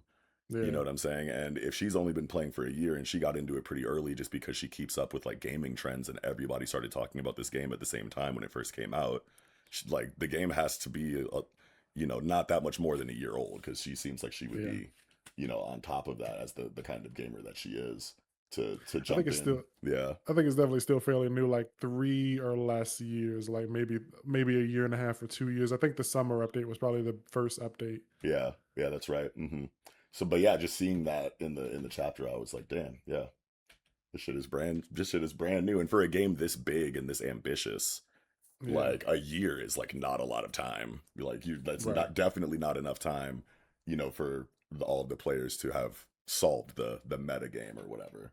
Yeah, so like her weakness that she got these rings or whatever to make up for that weakness of having to drink a mana heal potion, because she knew that people would like aim for that like brief moment where she's defenseless. So it's like, yeah, I'm gonna chase an item that lets me kind of turn my weakness into an offense. Yeah, and it was set up so well too, because when Sunraku proposed that condition before the match, you know, Saiger 100 did a really good job to not let him, or to make him think that she didn't understand why he would do something so disadvantageous, Yeah, but that she was willing to roll with it anyway. Like, whatever, you gonna let me use a potion, you gonna let me use a potion. Like, I don't know why you do something so stupid, but I accept because there's no downsides for me, not knowing that she wasn't revealing the true reason why she was okay with it. right. You know what I mean? Like, as soon as he said, "Go ahead and use potions in this match," her mind immediately went to, "Oh, you're gonna try to exploit the animation time of me having to drink it, to try to like land a hit. Like that's what you're going for. You're gonna set up some crazy shit later where you're gonna try to catch me off guard while I drink the potion." Well, guess what? I have something for that, and you probably don't fucking know about it, or I'm Yeah, banking on the idea that you don't know about it. yeah, this whole time, like he thought he was playing 5D chess and she was playing six. Like Yeah, she was like, waiting for this moment just to catch him off guard. And they hit him with this stun move that, he can't move. And his fucking passive ability like neutralize his HP potion. So he's about to get cooked here. yeah, dude. The layers in the strategy, bro. In these fights in Shangri-La, like this is what I was waiting for in this particular like arc that we're in with this Yeah. PvP. Yeah, 'cause this is the type of Yeah, stuff you can't really get with like a boss, yeah, Like the yeah, boss isn't gonna like whip out a potion and try and like outsmart you. The boss is yeah. programmed to do a certain thing a certain way. It has attacks And it's not like or there's whatever. not layered strategy in the PvE like raid Yeah, boss like elements of the game, because there absolutely are, but you can tell that it distinctly feels like a PvE situation when those strategies are employed versus this that feels like, specific and unique to PvP encounters. You know what I Yeah, mean? Like they do a good job of making sure that the those layers of strategy from conflict to conflict make sense for PvE or PvP depending on what situation that they're in. And it just goes back to what I was saying, or what we've been saying since we've started talking about this series, is that these niggas genuinely understand video games. Like right. this isn't, just people wanting to use, video gaming as an aspect of the story. Like these are real gamers writing this shit. You know what I mean? Yeah, Like it's not just yeah, like it's not just like a backdrop for the setting or whatever. Like they're yeah, actually gamers and using real gamer jargon and yeah. strategies and stuff like that. It's real good. And just the balance and like the marriage that has kind of been achieved on how they're able to make it feel as much like a video game as you possibly can without forgetting that it's a manga at the end of the day. Right. You know what I mean? Like it's like perfectly balanced in that way to where it feels as much like a video game as it needs to when it needs to, but like never, takes away from the medium that it's existing inside of at the same time. You know what I mean? We're not like Yeah. we're not inundated by, stat screens and hot bars and shit like if you were actually playing a video game. But there those elements are implemented at like just the right amount. Like it's perfectly woven in to the medium that they're using, and that's just so impressive to me, because how the fuck do you do that like perfectly for almost 300 chapters? You know It's what a I'm lot of saying? thinking that goes into that shit. Like they Yeah. really big braining. Yeah, seriously, like the planning, and like this is a weekly series, and I know that there's a light novel already that precedes this, but still, like you're going from an entirely text-based storytelling medium, to comic books, and Yeah. there's a lot that you have to do in translation, just in general, like from that to that. And then on top of that, you're also kind of accommodating for the new medium and how to incorporate it into the art without it making anything feel cluttered or making things feel unnecessary or making things feel like overwhelming. It's just all Yeah, it's so very well. smooth. It's yeah, it's like it feels perfect in that way. Yeah. It's crazy that this comes from text. Like there was no pictures in it, and they made art for it and it Yeah, works. yeah. Just so many things that you have to consider to do what they're doing, and they're doing it on a weekly schedule. It's just fucking crazy. Yeah, and it's like we know the characters aren't gonna like die, so this is a duel, and so like that does a lot for each character, like going forward, because we know like what they're capable of, and when we see them in a later fight, it's like before this, when if we would have saw Saiga 100 in a battle, we would just know that she's a strong character because she's the leader of the guild, but this is showing us how strong. So Right. now we can know kind of like what type of things to expect if we ever see her in a battle again, or if she's ever like in a situation where it's like I'll hold the line against these 10 guys. It's like, okay, we can believe that she will hold the line or whatever. Yeah, and just giving her that shared, quote unquote will of D, high level gamer trait that Sunraku and Sylvie have was, I think, really important to kind of sell the idea that throughout all of the crazy shit Sunraku is doing, like this is like one of the best showings of what makes him a different gamer than I feel like we've seen so far in the story. You know what I'm Mhm. saying? And they gave her, that shared trait, that all of the best gamers have, and that feels really good in this fight because yeah, cool. You've been playing video games forever. You're a good gamer. You played Shangri-La Frontier a lot longer than Sunraku, but so many other things have happened in the story that let us know that it doesn't really matter how good you are at Shangri-La Frontier. Sunraku is just a different kind of gamer. You know what I mean? So you can be as tight as you want after, achieving so much in this game that he literally just started playing like a month or two ago compared to you. But if you don't have that it factor, then like Sunraku's gonna get you. And they Yeah. gave her that it factor because this is a 1v1 PvP, situation against effectively the greatest gamer in the world. And they do a really good job of showing why Sunraku is like that. So to give her that trait makes her capability against him and her outplaying of him and countering of him when he's really in a flow state, even for Sunraku right now. Yeah. You know what I mean? It makes it feel a lot more believable that Because to him, because they he gave was her that trait. Yeah. yeah, he was dancing. Like he hit all his, all his check boxes. He popped all his buffs. He had everything rolling, and then he Yeah. still, she still clipped him. Yeah. And it's like, okay, I good. wonder. Because I she's like wonder. Sylvie, because she's like Sunraku, it makes sense. Yeah. I wonder if we'll ever get like a individual player ranking. Like I know that her guild is like the best, but I wonder if there will ever be like some kind of leaderboard in game to it's like these are the top 10 SLF players or whatever, and like who would be on the list and what the order is. Like where do they rank? Like where does Saiga 100 rank now, and where does Sunraku rank? And like if Sylvie joins, where would she be and stuff like that? Like Yeah. is That I wonder if we'll get that. Yeah, that'd be sick. yeah, like if she beats Sunraku here, is she the best solo player in the game? Like is she the strongest player in the game right now? Yeah. Good question. Do you think she's gonna beat him? I'm kind of starting to feel like that because she like he might pull it off somehow, but like this Violence Thunder move, this is a big one, and it's looking, like you said, she's been chanting for a minute. This was a long, fucking. Yeah. This is like a 6-page chant, and like Yeah. we know that like the longer they fucking chant that shit out, the more strong, powerful the move is gonna be. Yeah. So If it's this like doesn't kill him, the writing surrounding why is going to be fucking insane on like a mechanics level. You know what I'm saying? Like whatever like abilities he uses in what combination, and the positioning that he takes, and the timing that he you know that he achieves or whatever, to get around this is gonna, I feel like, be some of the best in battle gaming mechanics, like writing, that we've seen so far in the story. If he does get around this, because you don't set up something like this just for him to like sidestep it casually.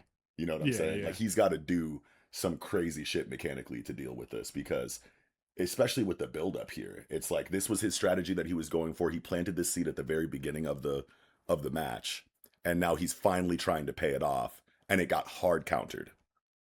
You know what I'm saying? Like that's a big deal. Now you're stunned and you're in the line of fire, and she perfectly got her shit off. Yeah, you don't just fucking hit the backflip key and fucking you know what I'm saying? The And stun then doesn't just wear off last second. yeah, and then you just keep fighting. Like no, there's no fucking way. The writing's about to be insane on this. Yeah, big move, man. Big Violence Thunder. It's giving John Thunder vibes. Oh yeah, dude, for sure, dude. I haven't read the last 2 chapters of Mad. I forgot about that shit. It's been bussing. Yeah, I'm Also, about to do that later. Saiga Zero with her like Armageddon move, same kind of energy. Yeah.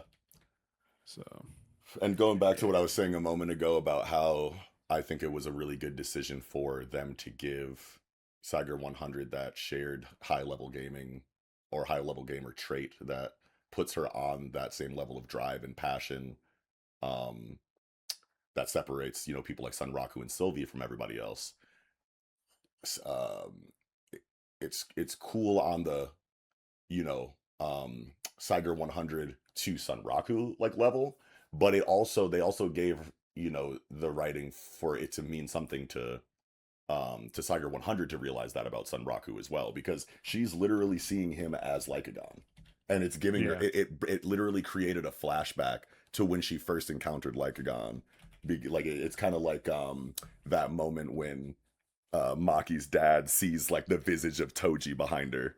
You know what I'm saying? Like yo, I ain't felt this since that man was around. Yeah, you know what I'm saying? Like they gave that to Saiga 100 for Sunraku too. So they're having this like shared moment where they're realizing the greatness in each other. Yeah, you know what I mean? Like Sunraku is like, holy shit, this is what makes Saiga 100 special, and Saiga 100 is going, holy shit, this is what makes Sunraku special, and they're having that like shared honor, high level respect of like the top level warriors in like any feudal era Japan samurai story. Right. You know what I'm saying? Like they're literally having that moment together right now, through the lens of an MMORPG, and that's so fucking sick. they're definitely gonna have a newfound respect for each other after this, and like nobody will question that like this was all this whole like thing was really just to make the one dude rebellious look stupid. Like this is Oh some real yeah, type that's a shit. really good Yeah, point. it's like they both fought their fucking hearts out. So like he'll never think that this was all just a scheme. That's hilarious, bro. I didn't. Everything just like falls into place like puzzle pieces in the story. Yeah, It's and I like wonder like the wonder layers like like will form like a beautiful like lattice when you go through the narrative, bro. Like there's no stone left unturned in Shangri-La Frontier that I've noticed anyway so far. But what were you gonna say? just about Ray. Like I wonder if Saga Zero is gonna like feel any way about this. Like, will she be afraid that like Sun Raku might fall for her sister or something now, or maybe her sister might like want him. Oh, dude, that's a really good point too. It's like, how about you join us, or like, how about you be my boyfriend, or some shit, Yo, So, if it's bro, if it's both of the Saiga sisters like in love with Sanraku after this, I don't know how I'd feel about that, but I can definitely see it though. Or at the yeah, very least, Ray becoming insecure about what yeah, you just said because of this moment that Sanraku and Sakura 100 are having in battle. yeah, and it's like, wow, my crush, the guy I'm in love with, he had this intense, Yeah, dance slash duel with my older sister, and they right. both, He ain't never you looked at know, me like that. yeah, they both had that look in their eyes, like,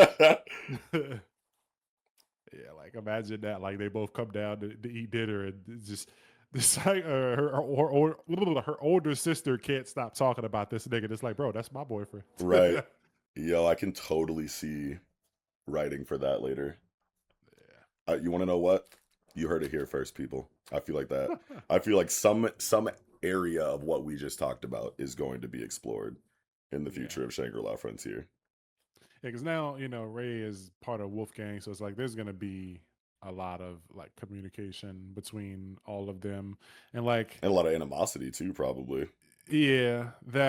that too. But just I'm also just interested to see like because at first Saga Zero, her like I feel like she hasn't really like bonded or had like moments with other characters like outside of Senraku. So her joining this guild, she's now part of the team officially. So like we could get like a Kazo and Saiga Zero fight where they're off just those two fighting. So like we can get different like combinations now because she's Hmm. like officially part of the team and not just like Sunraku's like homeboy. Yeah. It's like there's a lot of different like conversations that can be had and different like fight combinations of characters and shit like that, and just like you said, the beef between guilds, the friendly rivalries and shit like that. Like, oh, now you're in this guild, so I gotta crush. I hate to do it to you, but I gotta crush my sister and her little friends or whatever. Yeah, yeah, yeah. Yeah, hmm. Yeah, no, a lot of moving parts here. Yeah. They definitely constructed a great story with this one. Dude, it's so good, man. Hmm. Well, I think I'm spent on this one. You got anything else? No, I think I'm good. Incredible I, chapter. yeah, for sure. 10 Can't out of wait 10. for it. Yeah, can't wait for this next one and to see how this arc ends. Who's gonna take the belt, man? Yeah, good Will it question. be? Because it's like, man, it's like you're like my mind. I love when situations like this happen in these stories when they're able to create a situation where I don't just automatically go, well, he's the main character, so he's gonna win. You know what I Yeah, mean? Like when I genuinely feel like it can go either way in situations like these, that's when I get really impressed with the author. You know what I mean? Because so much can be done whether Sunraku wins or loses. right. You know what I mean? But like a good majority of you, just because of the history of storytelling, makes you go like Sunraku's probably gonna do it because it's Sunraku. You know what I'm saying? He's the main character. Like you get main character tax on that. You know what I'm saying? Like, but for like, there's a bigger chance than I want to say you normally see in situations like these for the not main character to win. And I like that. Yeah, I like that about Shangri-La Frontier. And I wonder, like, if he does lose, would that become a thing where it's like he wants to get better and challenge her again and hopefully win later? Like, Yeah, does this become like someone that he wants to beat? yeah, yeah. Yeah, it go a lot of ways. There's But been plenty of times too where like, you know, you're positive the main character is going to win and then suddenly they don't and it's like this big shock factor, you know, like moment where you're like, holy shit, you know what I mean? The main character actually lost in a story where that just like didn't make sense to happen. Like, what's going on right now? Like, we see that too. But like, yeah, Shangri-La Frontier is genuinely one where it wouldn't feel like a rug pull. Like, it wouldn't feel, you know, like, oh, just kidding. Like, aren't you surprised? Like, the main character lost. Like, both characters are written in a way to where you can see either of them winning from the right. beginning. You know what I mean? It wouldn't necessarily have to be a holy shit, I can't believe they did that in this story like it is, like it happens in some other stories. So I just fucking love Shangri-La Frontier, man. Holy shit. It's probably gonna get chapter of the week for me. Yeah, we're here for a good time and a long time. Yeah. But yeah, I'm squeezed out, Well, bro. all right, that's gonna do it, baby. That was Shangri-La Frontier, chapter 268, Sword Wolf against Lightning Flame Beast, part 12. Now jumping into Ranger Reject chapter, we got 216 and 215 since we didn't cover it last week. We can mostly just talk about 216. So heroic entrance, but you know, if you want to jump back and forth and talk about last week, that's cool too. So how Yeah. you feeling, man? Dude, I really love these last two chapters, man. Shinya being still a thing is fucking crazy. I love how I feel like we will and probably should get writing for why he's chilling, why he's Yeah. clean. You know what I'm saying? But I love how it's so much a part of his character to say what he said about, like, bro, haven't you ever seen a fucking anime where a character that everyone thought died just didn't? Yeah, it's Yeah. very normal. So anyway, back to what we were talking about, and it's like that's just I love Shinya, bro. Yeah, it's very in character, and he's still just doing the whole meta thing. And he's like a lot of these chapters just kind of confirm things that like we were already like thinking or asking, and just kind of like touches back on that. Like with the previous chapter, you know, like we knew that the Peltrola that shot at the good Shinya was like a different Peltrola because like when after it happened, he was like, "Yo, Juji, like did Peltrola get out?" And he's like, "No, I don't think so." And so like we go and you know, he gets they trap Suzukiri in there. She, you know, she touches on a thread or something. Like she knows how to, you know, fucking unravel this illusionary world, and she also kills the Peltrola that's in there. So it's like, okay, so we know that that Peltrola was different, and there's another one out here. And then like this stuff with the weapons, like she made more weapons. They're like replicas of the dragon tools, but Yeah, that was she hype. gave yeah, she gave one to all of the other guys that she's with, but one of them doesn't get shown. Like she does this ball thing, it swirls into four like you know balls, and then they shoot out like the dragon balls, and those all land where the four great evils are. But like we don't see the last one, so we see Soma get one, Shion get one, Hisui get one, but the hammer isn't seen. And Oh, so right. I think wherever that went is probably where D is. So D might pull up eventually with D the fucking has the hammer. hammer. That makes so Yeah, much sense too. yeah, that'll be hard. Yeah, Oh, that's exactly what it is. That's so good. yeah. But everyone pulled up. She you know shattered this realm, but then at the end, like they're fighting and Hibiki gets I guess like bonked over the head or something, and he's just like out for some unknown amount of time. So like I wonder like if this you know fight is still going, if he was like if it's been you know several days because like they broke his wristwatch or whatever so he can't transform, and they're like talking shit to him in like a fucking back alley room somewhere where he doesn't have any way of communicating with anyone. But like how long has he been gone? Yeah, Is how much the time has passed? yeah, is the next tower up? Because like Shinya tells him like I want to see what happens when all five towers are up, and I think they were trying to stop the The fourth third or one. fourth tower. Yeah, so it's like okay, maybe the fourth one is up now, and he's been gone for like a whole day. Yeah. Yeah, it's a lot going on here, and then you know Shinya doing his whole thing. So The yeah, meta shtick is like it's so well used in Ranger Reject. You know what I mean? Like a lot of the fourth wall breaky, like metatextual stuff, when it's leaned into to this degree, a lot of the time kind of like affects the tone, you know, of a series. Or yeah, it can affect the tone of a series significantly if it's not handled with like utmost care. But the way that Negi Haruba does it in Ranger Reject, it's it's so it's so well done that it can be this on the nose and it still feels good. And what I mean when I say that is that, we don't know why Shinya's back. We can be confident that we are going to get the proper writing for it, but in the meantime, it's just him saying like this happens all the time in these stories. Like Hmm. get familiar. Don't act like you've never seen an anime before, and that's like funny, but also in character and also kind of fucking cool. You know what I'm saying? For him to kind of like be in this position of power with all the Kurokos, kneeling to him and this interrogation of Hibiki, like the tone is not really affected here at all. Like there's no like immersion damage. But then also when it comes to the motivations of everyone, it's being communicated in this metatextual way where he's like, yeah, like, I made some mistakes earlier. I think I know what I need to do now. You probably shouldn't have so many enemies. I was kind of like, narcissistic and arrogant and conceited and thought it was all about me. And that made me a lot of enemies. And then all of my, it was just too much to deal with at once. So now I'm trying to make friends, and have allies, but he's really, having friends and slash allies under like threat of death, basically under Yeah. duress, you know what I'm saying? So he's still doing villainistic stuff while like taking a different approach to how he kind of wants to go about this next arc, you know what I mean, which is also a metatextual dialogue as far as like what he's trying to do.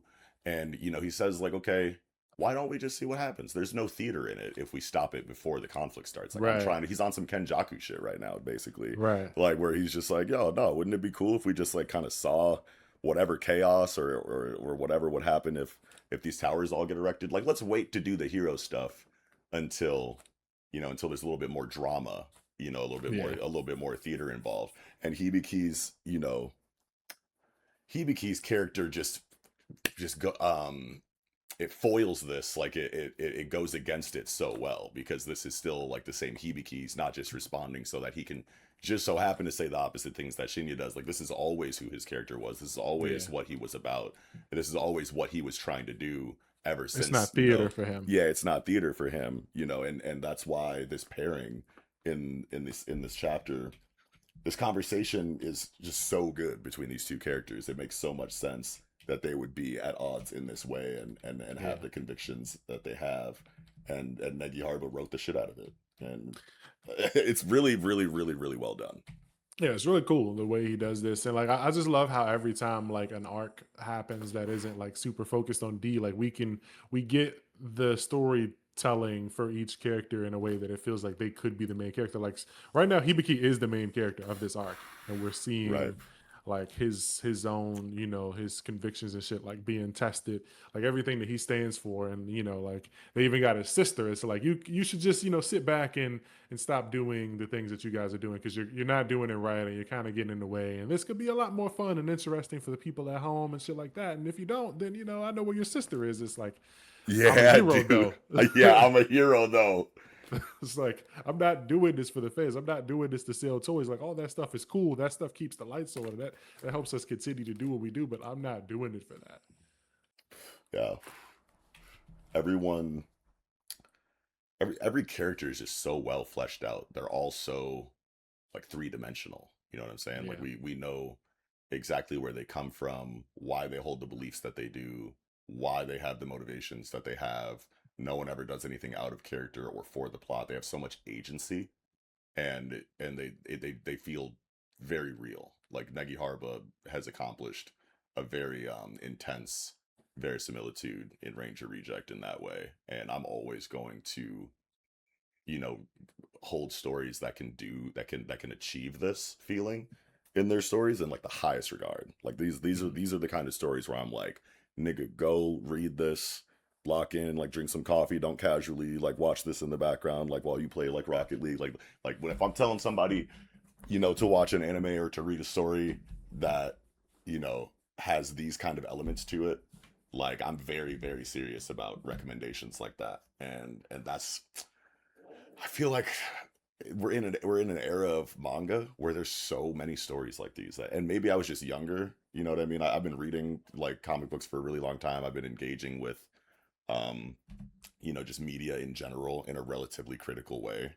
Like since I'm like I don't know, fucking like maybe like 17 or 18 or something like that. So I've it's been a while, but I want to say I can notice that at least in my experience, so many more stories nowadays are checking boxes like these. And it's just such a good time to be a manga fan, I guess is what I'm trying to say.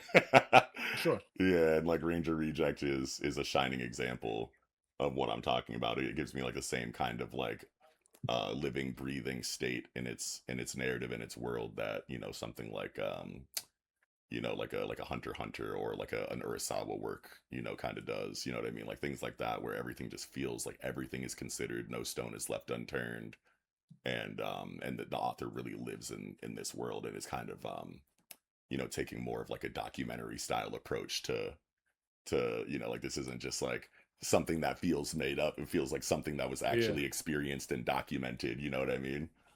Yeah, I love how it feels like the series is aware of itself. Yeah, Like exactly. Shinya is talking about, like, don't move too soon, buddy. The arc just started. Like, Yeah, don't make any rash moves, and let's wait and see what's gonna happen. And we still just don't know where D is. Like there's so many questions. Like, how is Shinya here? And like he's not giving up anything. He's that's just always something that that's another thing that Ranger Reject has always done really well is like the mystery elements. Like they're all yeah, everything that we have questions about are wildly interesting. Like we need to know the answers to everything. There's not just, yeah. you know, certain questions that get asked and then we kind of don't think about them, and then when they're finally paid off later it's like, oh yeah, I guess that was the thing that we didn't know. It's like, no, we are constantly thinking about the things we don't have the answers for and cannot wait to get those answers.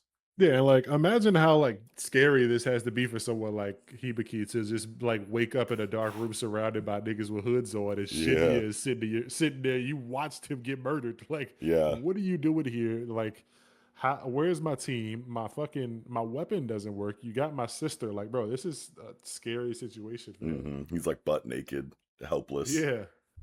Like, I don't know where I am. I don't know where my people are. Like, are they okay? Like, is this a dream? Like, I would probably just immediately think I was in some sort of nightmare. Like, this ain't real. Yeah, nah, for real, like, did you guys fucking drug me?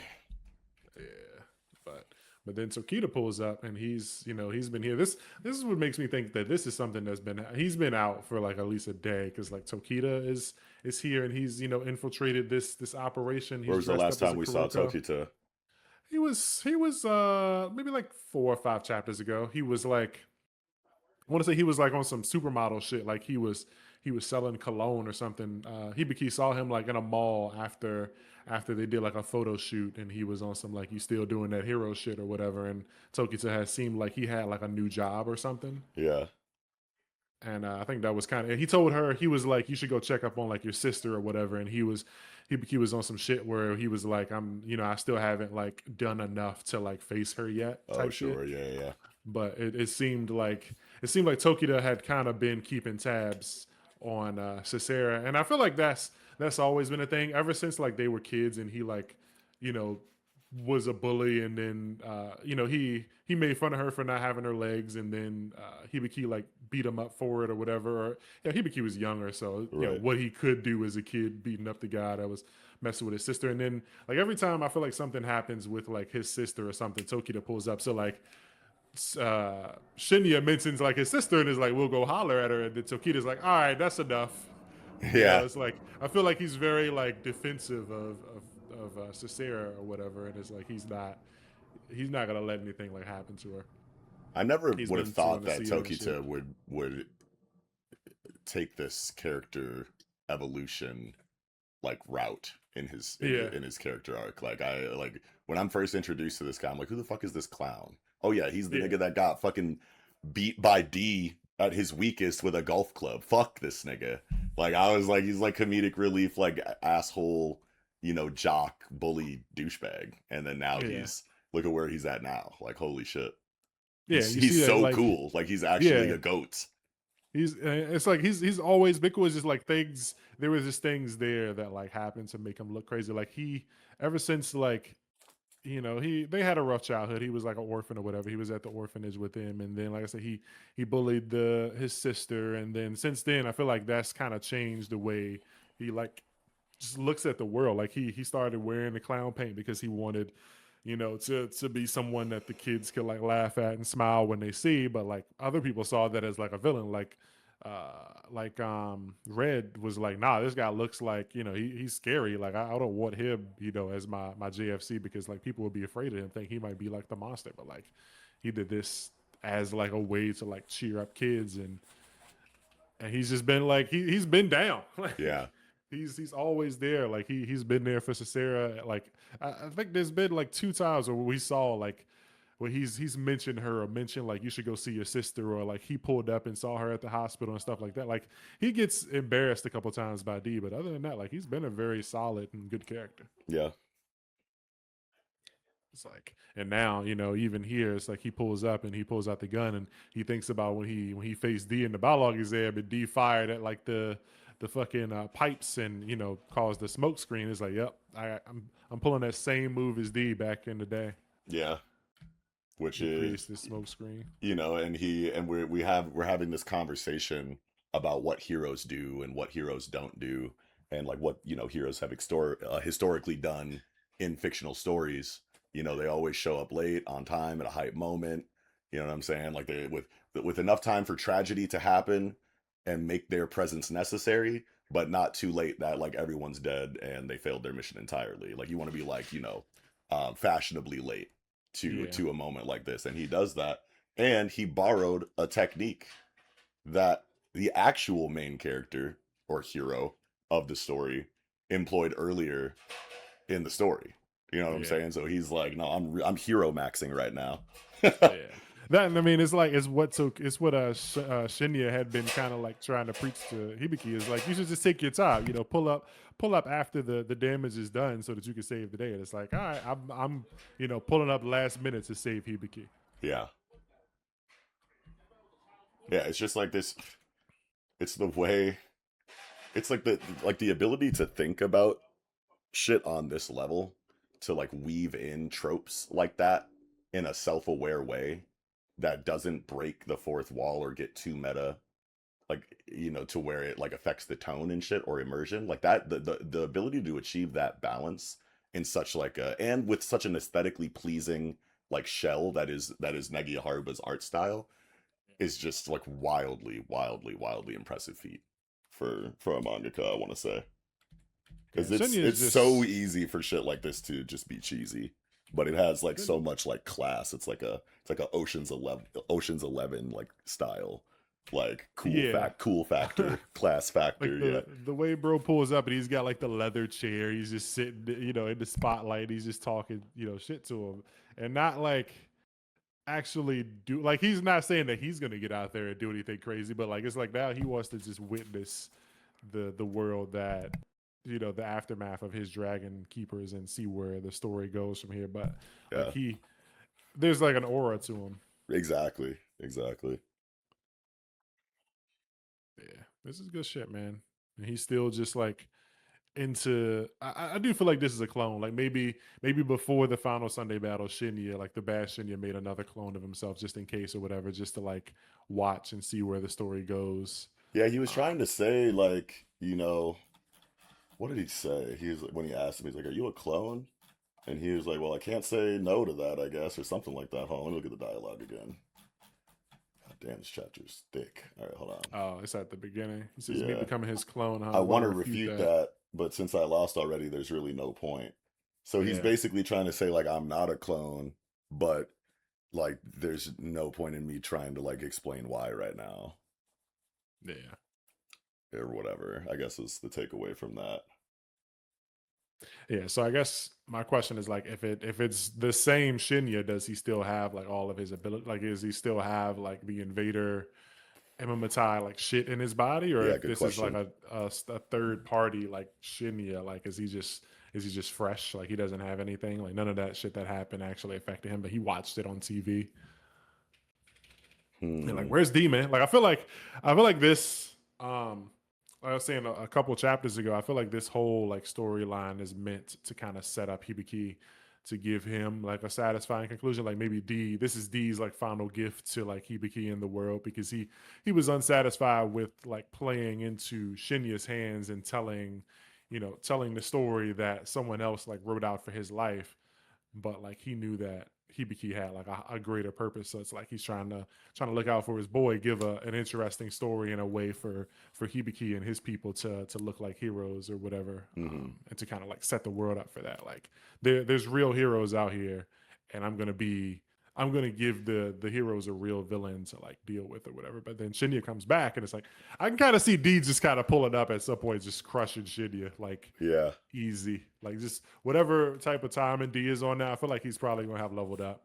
I think we're like a year. Yeah, this is like a year after that Sunday battle. What does that mean though for D to level up? It would have to be like kind of like maybe in like an outlook kind of way, or like a maturity kind of way, to where he's able to like actually think on a different level than he could before, to allow him to kind of mastermind whatever he has going on right now. Because like did he level up in some kind of physical capacity, and if so, like what does that look like? Yeah, I yeah. feel I like wonder because it pretty like much all has to be cognitive. after we got the three-way battle arc, like we had like a year time skip and we saw D, he kind of leveled up there.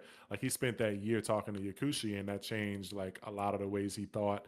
Yakushi taught him, a lot of like human, the way humans interact with each other. Like D, the first thing D did after leaving, he went to like a coffee shop with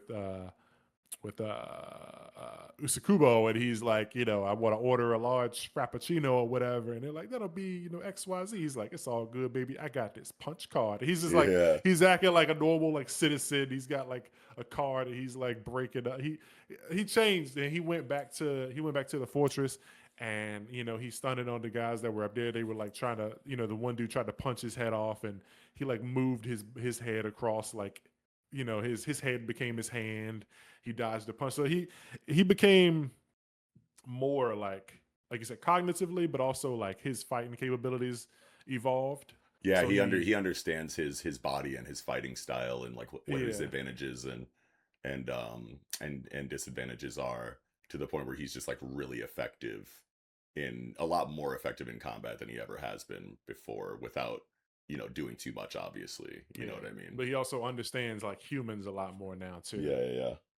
So it's like So I he's feel able like to, yeah. I feel like with another year, like that could probably go a long way for someone like him. And if he does get like stronger, like if something, like if he did get the hammer, can he eat it or something? Like could he incorporate the hammer into his own body? We never found out what happened with the with the, With the the leg leg. spike. Yeah, it's Yeah. like could he pull up and he just be like Executive D, like he just be a whole different being, like Bro, can you imagine that title card on his re-entrance into the story, bro? that'd be nuts. That'd be such an insane, like, full circle moment, dude. Holy shit, I didn't even think about the possibility of that until right now. Yeah, Executive D. I can see it happening, but then like because of the way the story is, he pushes it away and he doesn't like fuck with the title of executive. He just like sees himself as like something above that, or like doesn't want that because he didn't fuck with the executives. Yeah. But I could see like the story, for its meta, the way it does everything with all the meta commentary shit. Like I could see it appearing and then him going like, nah, fuck that. I'm not an executive. But like Oh yeah, for all intents and purposes, he he is. shatters the title card and like breaks like Yeah. a piece of the panel to be like, nah. Because Yeah. he's already kind of done that earlier in the series, when the flashback shit with fuck Ron Maru. Yeah. Ron Maru And was and like like in the trying to give first his flashback, and he's like, "Hey, my nigga, I do not give a fuck about your yeah. flashback, gang." And in the first ever chapter, I think he pushes his name out of the screen. Like Yeah, at least it does that in the anime. Like it pops up and then he just kind of moves it off to the side or whatever. So yeah, I can see him going like, nah, I'm not an executive, bro. Like I'm just D. But like the story labels him as an executive because of maybe how powerful he's gotten. yeah, And like yeah, for sure. if there's no dragon tools, like how do you kill that? Like I don't know. So if these tools that Hibiki and them have can do it, because they don't have, like, I don't think they have the divine dragon energy like these wristwatches or whatever. I don't know. It's like tech Yeah, based. So it's yeah, like but not the Oh wait, but the facsimile divine dragon tools are on D's side. Yeah, yeah, yeah, yeah. yeah. So So it's, so so yeah, it's he like wouldn't is have to he worry. Yeah. Is he like effectively like immortal now? Like there are no more counters to him. Yeah, I guess so. Damn, that's a crazy situation that I would have never guessed for there to be, like that kind of dynamic in the story where D is just effectively like unstoppable for all intents and purposes because all of the divine tools have been neutralized and Yeah, divine energy can't reach him anymore because they don't have access to it. Yeah, yeah, man. what do you do? Like he went from being like something that was so easily deleted because of the powers that the antagonist had, and now the the fucking story has changed in such a crazy way that to where now without those characters in the story with those abilities, it's completely new lens that we see D in because of that immortality. It was like immortality with like an asterisk next to it because of the Yeah, divine tools. But now that's just like kind of gone. So it's like, oh yeah, wow, I the can kind of do tables, whatever the yeah, fuck I want. yeah. It's like holy shit, like this has got a completely different vibe to it now. Yeah. Yeah, I can't wait to see him, man. It's still big. Who we gonna get first, D or Kenta, man? It's like, I know, right? I thought, I mean, when I read the Dandadan chapter, I was like, oh, Kenta did come back way sooner than D. But then, yeah, I don't think that that's what it was. Yeah, after what yeah, you said, so we're still waiting to see on that. Whose entrance is going to be more epic though? I feel like it has to be D. I think it's gonna be D because Yeah, D always had like Kenta. He's way more of a joke gag character than D is. D is like silly, but he's not like a gag character. Kenta is more along those lines. Like he's more likely to be played out for a joke. But D is gonna do some serious shit and it looks silly. yeah. There's always going to be, at least a slightly comedic element to anything D does, no matter like there has been moments where like genuinely there is no comedy detected, in the moment or the things that he said or Yeah, the things that's happening or whatever. But for something as grandiose as like his re-entrance into the story after being gone for so long in a completely new position where he's like the boss of like this new faction, like I can definitely see the charm of D still coming through in a moment like that. You know what I mean? yeah, Like that silly goofy, but not too silly goofy, kind of charm that he brings to his presence in the story has to be there for something like that. You know what I mean? Like that, like it's always present when it needs to be, and whenever it's absent, it not only makes sense, but just makes the scene that much more intense because it's like, okay, if the silly shit is turned off, that's how you know that this is a real important moment in the story for his character. yeah. Yeah. Yeah, now that I think about it, it's like, man, I almost like don't even want to like I'm just thinking about like what we would do for the thumbnail for this. And it's Yeah. like, man, I don't even want to like consider a Ranger thumbnail until D comes back. Oh yeah. It's like that shit's No, probably gonna be drastic. that's a good point. Yeah. I think the last time that we had a Ranger Reject thumbnail was that chapter with the panel of D like looking up into the sky with like a tear rolling down his face. Oh yeah, wow. You We had one. oh, we We had had one one. since then.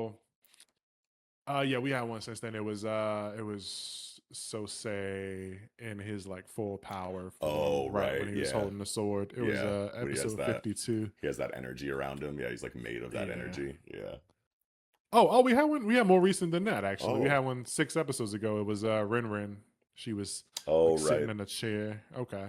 But yeah, I think the next one should definitely be D. We should just reserve whenever D pulls up, that's the probably a thumbnail. Yeah, that's fine. I'm with that. Even though like I feel like this shot of Shinya at the like first page is a really good one too though.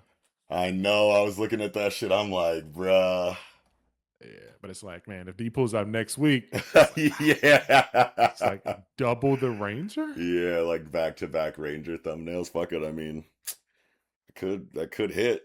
I don't know. We'll have to talk about it, Yeah, think about it. yeah, but I see what you're uh, saying though, for sure. I think I agree. yeah, that and Kenta. Imagine Kenta and D pull up same week. It's like, all right, we just got to Oh, do double character thumbnail. Yeah. D oh, D come back and he looks different. He's like executive D. He's got fucking big brolic ass shoulder pads on, and he's got and like a some fucking crazy shit. and a low taper fade. Yeah, yo, D and Kids will come back with the fade. You just gotta put them back to back, like the shit where the niggas is standing back to back with their arms folded and their foot to each other. Yeah, we Like, definitely gotta hire a fan artist for that thumbnail. yo, that'd be wild as fuck. The Kenta ND episode, yeah. That'd be so funny.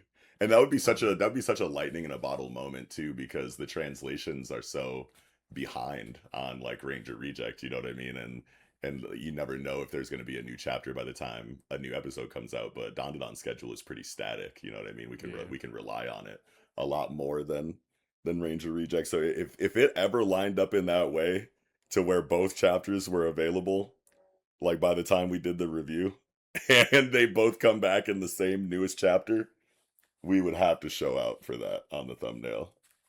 Gotta get both of them. That'd be a wild time. Yeah. I think I think I asked yesterday because like this 216 got translated I think yesterday or whatever, and then I think somebody said there's still 3 more chapters that are like that exist for Ranger. So Man, technically D two could be back. 219. Yeah, D could be back like in 218 or something, and we just no idea. Bruh. Like the niggas that read Raws are just like holding it together. Like D could be busting open lobster tails or some shit on the cover of next chapter. We got no clue.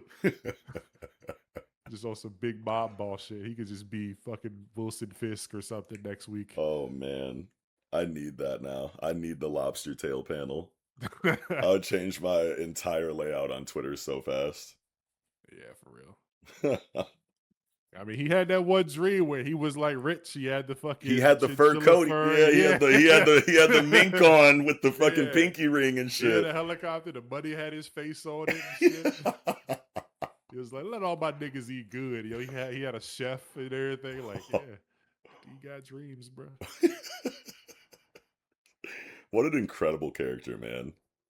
Yeah, all these characters they've come so far, and just like I said, it feels like any one of these guys could be like the main character. Yeah, I liked when you said that. That was really good. And I love stories that can do that. And it's hard to kind of think of too many of them off the top of my head. I mean, Hunter x Hunter comes to mind. It always comes to mind with me though. I'm starting to think that like as often as I bring it up, I'm like, yo, am I just like too big of a glazer, and like these connections don't actually make sense, but my mind is so like warped, like Hunter x Hunter lobotomy brain, that I just see it everywhere even when it doesn't make sense. But no one said anything yet, so Kill him in the comments. Yeah. nah, chill. I saw today that he started working on like another set of chapters. So I think he's done with 20 chapters and like is working on like 30 or whatever. So, Oh, great.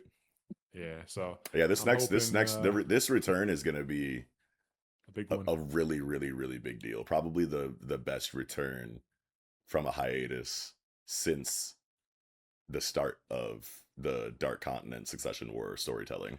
Yeah, because I don't think there's ever been a time where he's come back and did more than like 10 chapters. And it's like he's already got 20 done. Not only that, but we're like it's getting to like a climactic point in the narrative to where like so many things that were, patiently, meticulously set up and crafted are like about to start being paid off. Yeah. So yeah, like it's like actually, it's actually hammer time in Hunter x Hunter right now, you know what I'm saying? And like that's a big deal. like- We've been waiting almost a decade or longer, maybe even more than a decade for this. Yeah. I feel like it was already real, but once he introduced Morena's character, that like really did a lot. Because like Morena and her ability, the way that shit works, I was like, this is not something that I would have done if I knew I was a writer that like has health problems and I might not live to the end of my like her character alone adds like like 30 chapters worth of like potential writing and stuff. Like there's so much with her, and I was just like, man, that's such a like crazy ballsy play. So it's like I'm fucking ready for whatever bro about to do, and if he dropping 30 or 40 chapters, like whenever that comes, like that Hunter x Hunter stretch is gonna be insane. Yeah, and like the thing about like his health, it's like I know he's a mangaka, and like this profession shortens your lifespan a lot of the time just because of the workload. But like I want to say he's like a relatively young dude still. Like I think he's like early 50s or something like that, or like mid 50s if you want to confirm that real quick. Like I don't think his condition is like crazy life threatening. I just 66 or ooh 60 right now. oh, he's 60. He was born in 66. Okay, well, this he's a little bit older than I thought he was, but yeah, I mean, you never know. You have Kentaro Miura.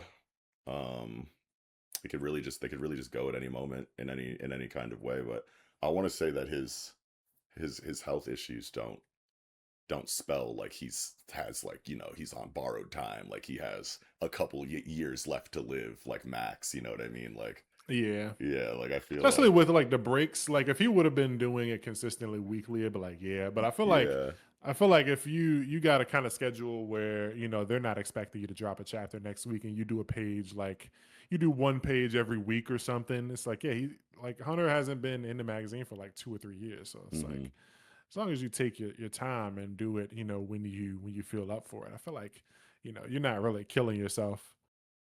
right. Like, yeah, it hurts to write for 20 minutes and then you just walk off and it's like, I don't have to drop this shit next week. I'm cool. Exactly.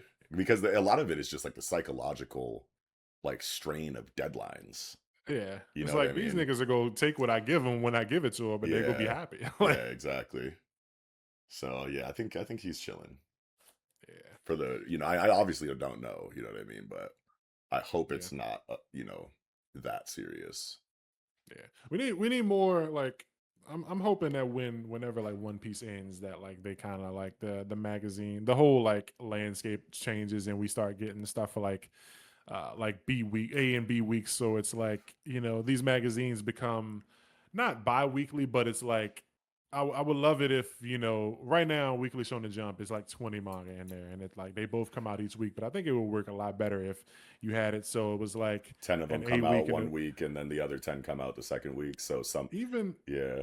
shit, not even then, like you do that, but like I feel like you could even add more. It's like if you have an A week and a B week, you can have 20 manga come out on week one and then Yeah. another 20, and then you don't have to worry about like axing because like you can't fit.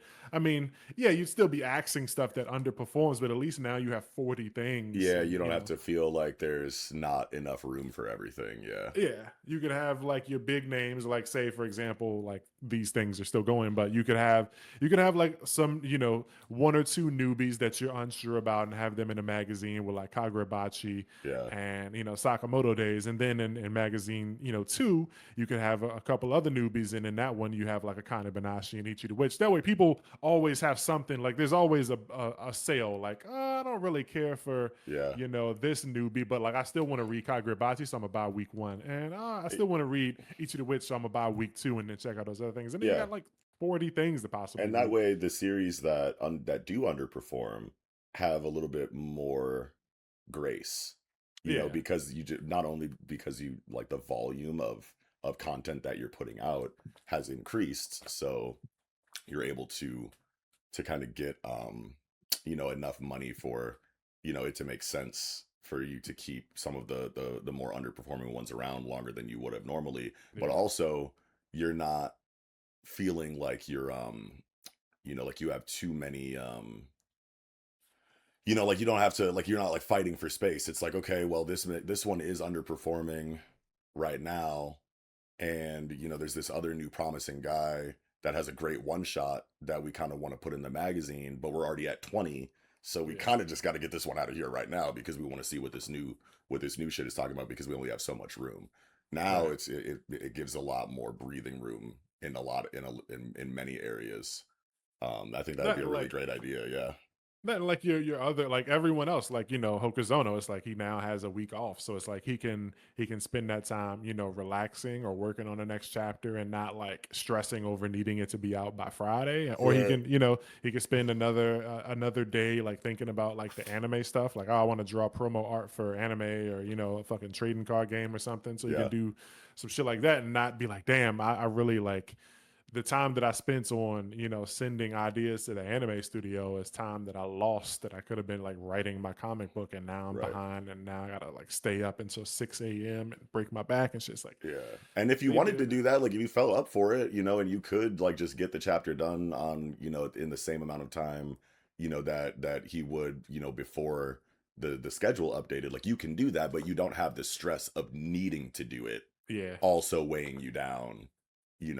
mentally. You know what I mean? Yeah, Like because then you can get ahead. Like you can yeah, fuck around and take a vacation. You get 4 yeah, weeks ahead. yeah, exactly. You know what I'm saying? Like if you wanted to take some extra time to get the chapter done because you're technically on like a bi-weekly situation now, you can do that. Or if you're feeling great, you know what I'm saying? You fucking slam a Red Bull and get that shit done, in your normal original time slot, and then just go chill for a couple more days after. Like, Yeah. yeah, like that's huge. Yeah, it's big shit. But hopefully, at some point, we start to see a change in like these manga schedules and stuff. Because like the way Ishida has it, where it's like he's just dropping a chapter whenever the fuck he wants. That's great. And Togashi's kind of in that same. Togashi hasn't done a chapter since he's got like officially removed from the Jump like roster or whatever. But like it seems like he's in a similar situation to Ishida, but he just hasn't like dropped a chapter yet. Right. So it's like I want more of that. Yeah. But off topic, but yeah, Crazy tangent, but crazy that was I, tangent. I loved that conversation though. Yeah, but Hopefully you guys did too. type shit. Whoever's listening to Ranger, hopefully is a good number of people. If you're listening to Ranger, holler in the chat. Let us know you're a Ranger bro or whatever. But we're gonna go ahead Yeah, and you all Ranger readers should say something in the comment this week if you could. I would like to see that. yeah, let us know that you're here and We you're don't get too listening many to Ranger Ranger. comments, do we? I don't remember the last one I Not saw.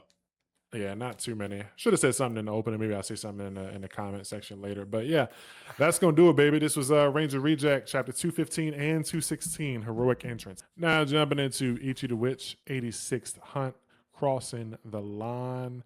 And man, these last two chapters have been really good. We did get the information last week. Unfortunately, we weren't here to talk about it, but we found out like what the deal was with Chun and why he like hated her and Hmm. yeah, she took control of him and made him kill all the Magic Keeper bros. And it was a short, um, it, it was a short flashback. Like it wasn't really like a flashback. It was just kind of told to us, but it further reminds me of like the thought that I was having, or maybe we were having, where I was just saying this arc feels like fast. Yeah, Like I don't know.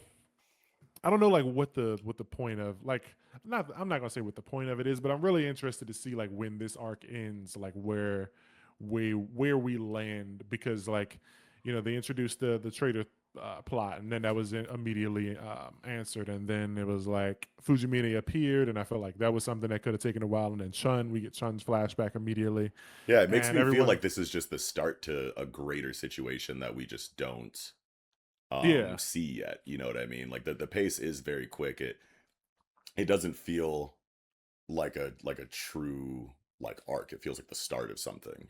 Yeah, or like it's still kind of in between. Like if like next chapter she goes like, okay, I pressed the button and like Mangonel Witches Association is gonna like explode unless you can find all the bombs or something, and now it turns into like this drastic situation where they have to like find all the bombs or something and Hmm. defeat all the magics or people that are under her mind control that are like guarding these bombs or so.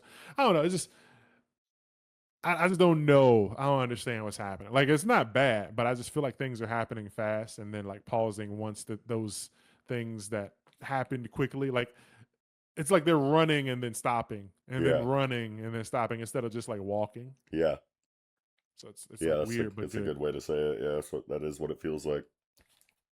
Yeah, but this is the way this villainous witch pulls up and like stops the Scaris was interesting with this like water magic with this like kiss Yeah. and then I remember when her character design was shown to us at first with everybody else's, all the other higher ranking members of Mangonel.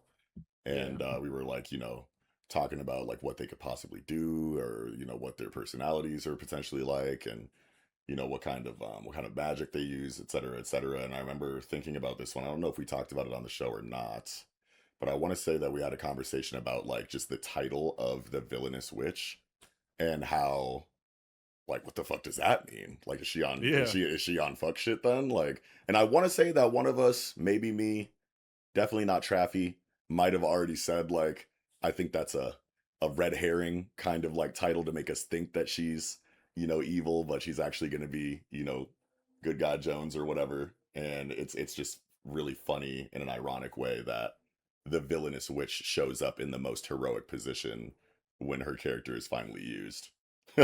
Cuz like she yeah is literally saving the day right now. Yeah, I mean, it could also be one of those things where it's like nobody, like I say with Vegeta, like nobody's allowed to kill you but me type shit. Yeah. But like, what is like it? Like, if that were the case where it was like nobody's allowed to take down the Mansionel Association but me or something, I guess like she's when she's not on fuck shit, she's like really tight and it's like she's a good like she's someone really strong to have like on your side, but she's not like fully one of us. Yeah, but like why would her like title in the association be villainous witch? Like that's an official, you know, Yeah, epithet or whatever. You know what I'm saying? yeah, Like that's what she's like known as, you know, so it's like why would your official position have that word in it is my question. Is it just because like it seems like these, you know, characters have like history with each other. You can see the way that her and Discaris interact with each other. You can see the way, you know, so like they definitely have history, and there does seem to be like a layer of bitterness, you know, in between them. I don't know if that's like on like a rival, like a friendlier, you know, rival situation where they just kind of have to talk shit to each other because of everything they've been through and they just know each other that well. Do they actually not like each other and are just forced to interact with each other because they're a part of the same group? Like it feels, you know, like it's leaning a little bit more to like the friendly, um you know, shit talking homies, you know, side of things than the I actually don't fuck with you but I'm forced to interact with you side of things. Like those are like the two sides of the spectrum I feel like that we're dealing with right here. yeah. But like at the end of the day, it's like, what does villainous witch mean?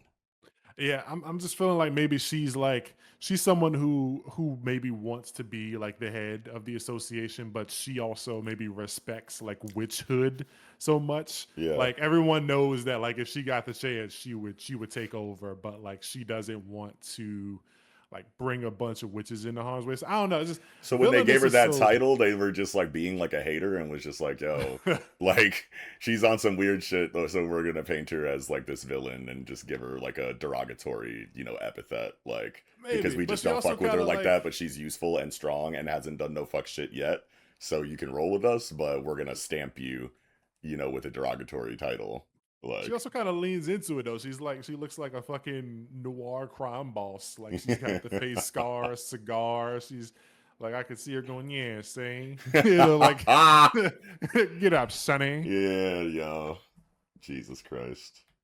That's Merely a so grand funny. dame passing by, I see. love her fucking fit, bro. Like her vibe is so, yeah, no, I'm rocking with Granny.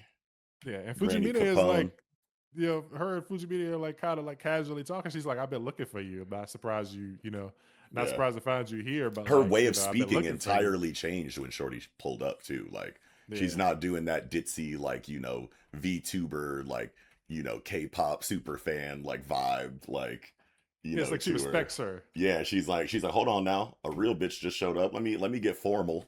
You know, Yeah, she's like like, I was like, I'm a damn. fan, yo. Yeah, they I fuck with your villainy, bro. Like I want to yeah. be like it. Man, yeah. We gotta get down to this villainy shit, yo. Like Yeah. what makes her a villain?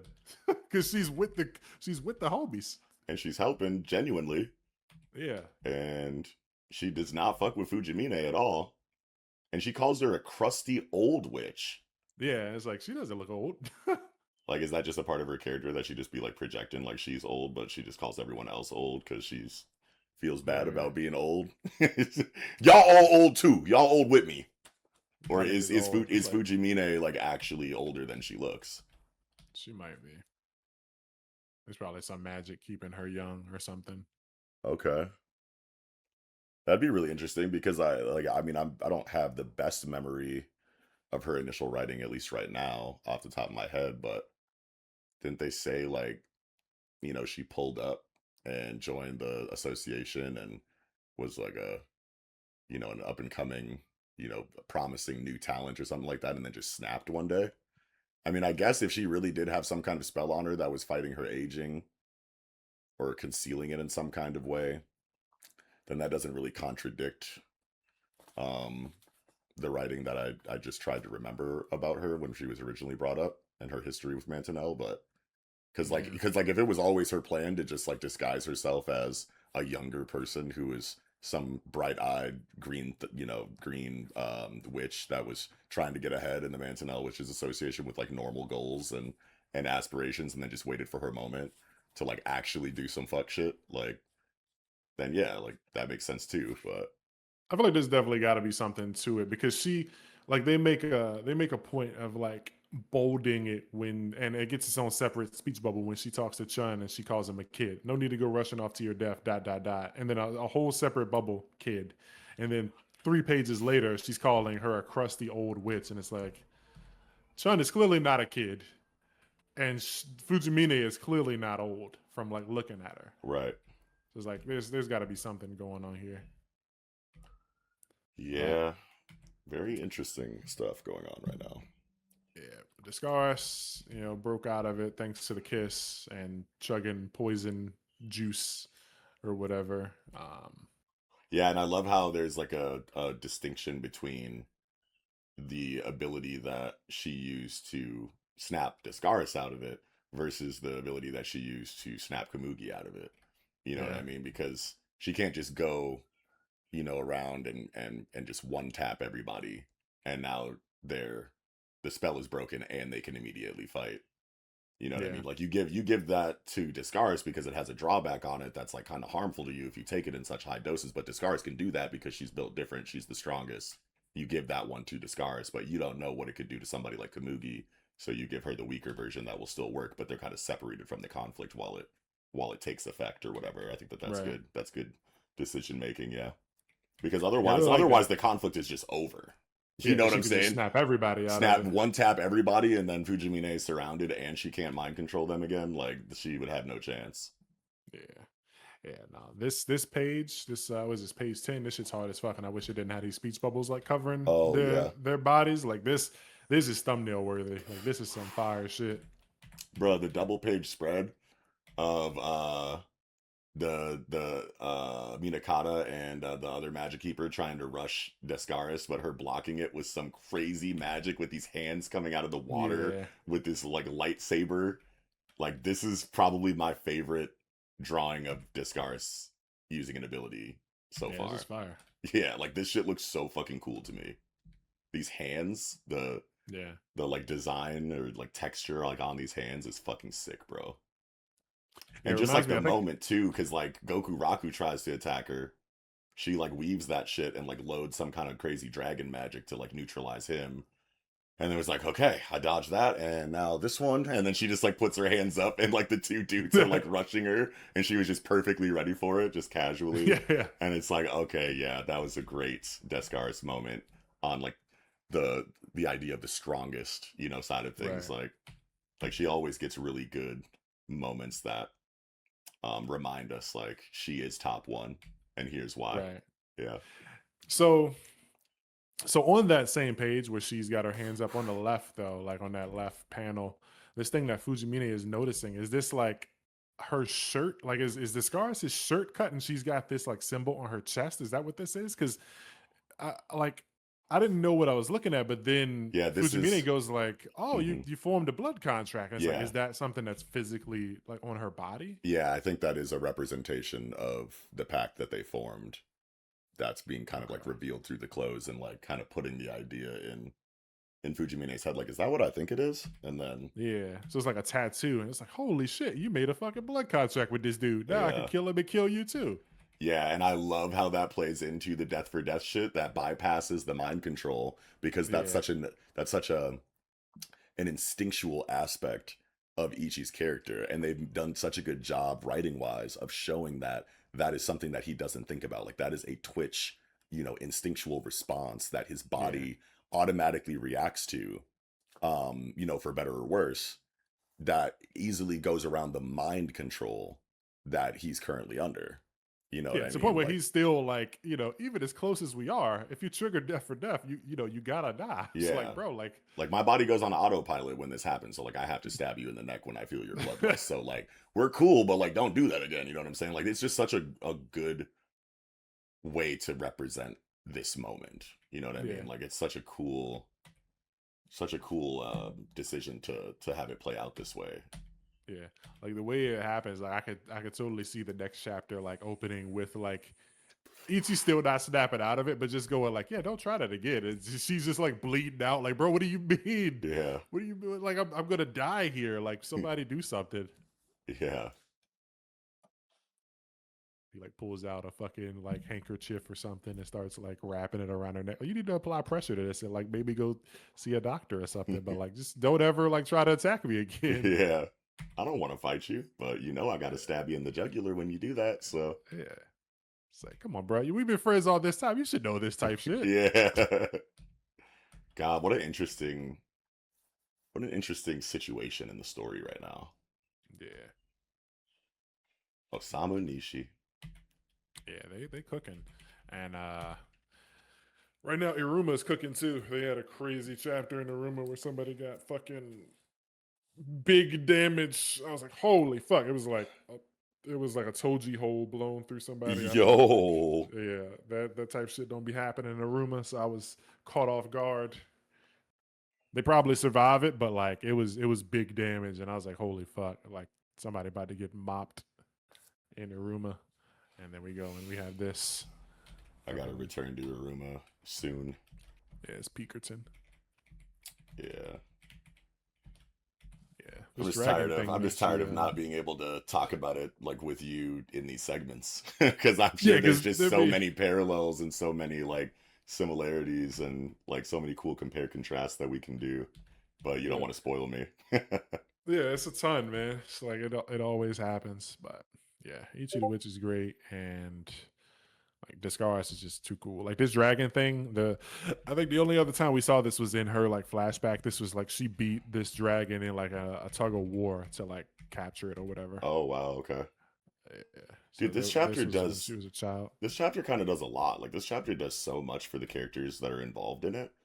And like it does so much, for like plot reasons because it's like one, it's making us ask a lot of really cool questions. Like the villainous witch lore, questions that we had about why she has that title, what her connections with the characters in the scene are. Like she clearly has history with Descaris with the way that they're talking to each other. She clearly has history with, a different, like unique but also just as like potent relationship for one reason or another with Fujimine and just like the display of Descaris versus everybody else, and the end of the chapter with her realizing, her noticing that tattoo on Descaris, immediately recognizing it and going, I know exactly what that means. Going to Ichi, like that says a lot about Fujimine and her experience in the magic world for her to be able to like notice something like that, and Yeah. then go, oh shit, so this is what it is, and then Ichi's response it makes sense for her to go, oh, if you guys are sharing a blood contract, then if I kill you, I kill Descaris, which makes Yeah. You sense for can't. Fujimine. So she tries to act on that. It goes, and then it just makes perfect sense that that bloodlust overwrites or at least moves around, is a loophole around the mind control because of what we were saying earlier about how it's an instinctive thing and not something that Ichi has to think about. So that makes sense too. Everything is just so well done and does so much. It serves so many purposes at one time. Like so many Yeah. things happen in this chapter that just feel really good. Right. Yeah, no, they're writing the shit out of this. So Yeah. I'm just I can't wait to see like how this arc ends and like where we go from here. Because like if she wanted to, could she just be like, all right, actually we're just gonna bounce, and she just takes, Minakata and Zero and Ichi and what's the dude name? Gokuraku. Like, could she just be like, all right, let's just get out of here, and they just bounce it, and it becomes like a retrieval arc where it's like Chun and Kamugi and Discaris and the villainous witch, like they're all like, following them back to their hideout or something. Like, God, I just that'd be a crazy situation for the story because if Ichi is just going to remain mind controlled until he's saved, like Goku yeah, Raku and everybody else is one thing, but the main character just having to have scenes for X amount of time where he's just not himself and yeah, has to be on the team of the villain of the arc until you know a certain random combination of the side cast that we now have to put in the spotlight for an extended period of time eventually save the arc and reverse everything. Like I don't think I've ever seen anything like that before. That and like it's super interesting to have a character because like if Ichi breaks out of this next week, then that's one thing. But like having like your main character get mind controlled and then taking him away, basically kidnapping him, but being in a situation where you can't kill him is interesting. It's like Yeah, I want to kill him, but if I try, he's gonna kill me. But yeah, otherwise, he'll sit and play poker with me all day, and we can shoot the shit. But like I gotta kill this guy. But the right. moment I try to, he's literally gonna cut my face off and wear it. Like Yeah, it's interesting position to be in. yeah. And he has access to all of his to all of his faculties still too. He's just under mind control. So Yeah, even if she tried to get some distance on him, so she can't get stabbed in the neck the next time she tries to kill him and tries to do it from a distance, he has Inazuri, he has Uroro, he has, you know what I'm saying, like his own kit to defend himself from long range bloodlust attacks. You know what I mean? yeah, So there's kind of no way around that, really. yeah. And then who's to say that like Iroro doesn't like take over? Like because Iroro's probably not the one under mind control. Like if Iroro does what he did during the like Octobomb fight, like this shit might be fucking fried. Like he just takes over Ichi's body and just cooks Fujimine shit. Yo. It's like you controlling that nigga, not me. Oh, that'd be so. And I wonder how that would work. Like, does her mind control work on magics, or is it just people? I think it's just people. Yeah. But do we have a hard confirmation of that? Because I like don't think so. I can definitely see it being a situation where if Uroro does come out, Fujimine is like, "Yo, what are you doing? Like, you're under mind control, and I'm not even bloodlusted right now. Like, why are you attacking me?" It's like, oh no, it's Uroro, baby. That Ichi kid's asleep. Like you control his mind, not my mind. Like I could definitely see that as a loophole workaround, and that makes sense. But would she Yeah, then just be able to go, okay, well, I control you now? yeah. Like if you're a different person, I just have to put the spell on you. I do want to believe that we wouldn't see something like that 2 arcs in a row, though, like Right. a real takeover. Yeah, I agree with that too. Yeah. So I don't know, man. It's impossible to guess where this is gonna go. So we just ain't gonna guess. We just gonna wait and see next time, baby. Yeah. Great So chapter though. One of yeah, my great favorites in a chapter. while. Yeah, for sure. It's super interesting right now. Just just unsure where we're going with all this stop and go, but we gonna find out soon. So Yeah, I'm sure they got a plan. They got a method to the madness. yeah, but that's gonna do it. Ichi the Witch, 86 Hunt, crossing the line. Now jumping into Kineto's Magic, chapter 19, Amrita. And how you feeling about this one, man?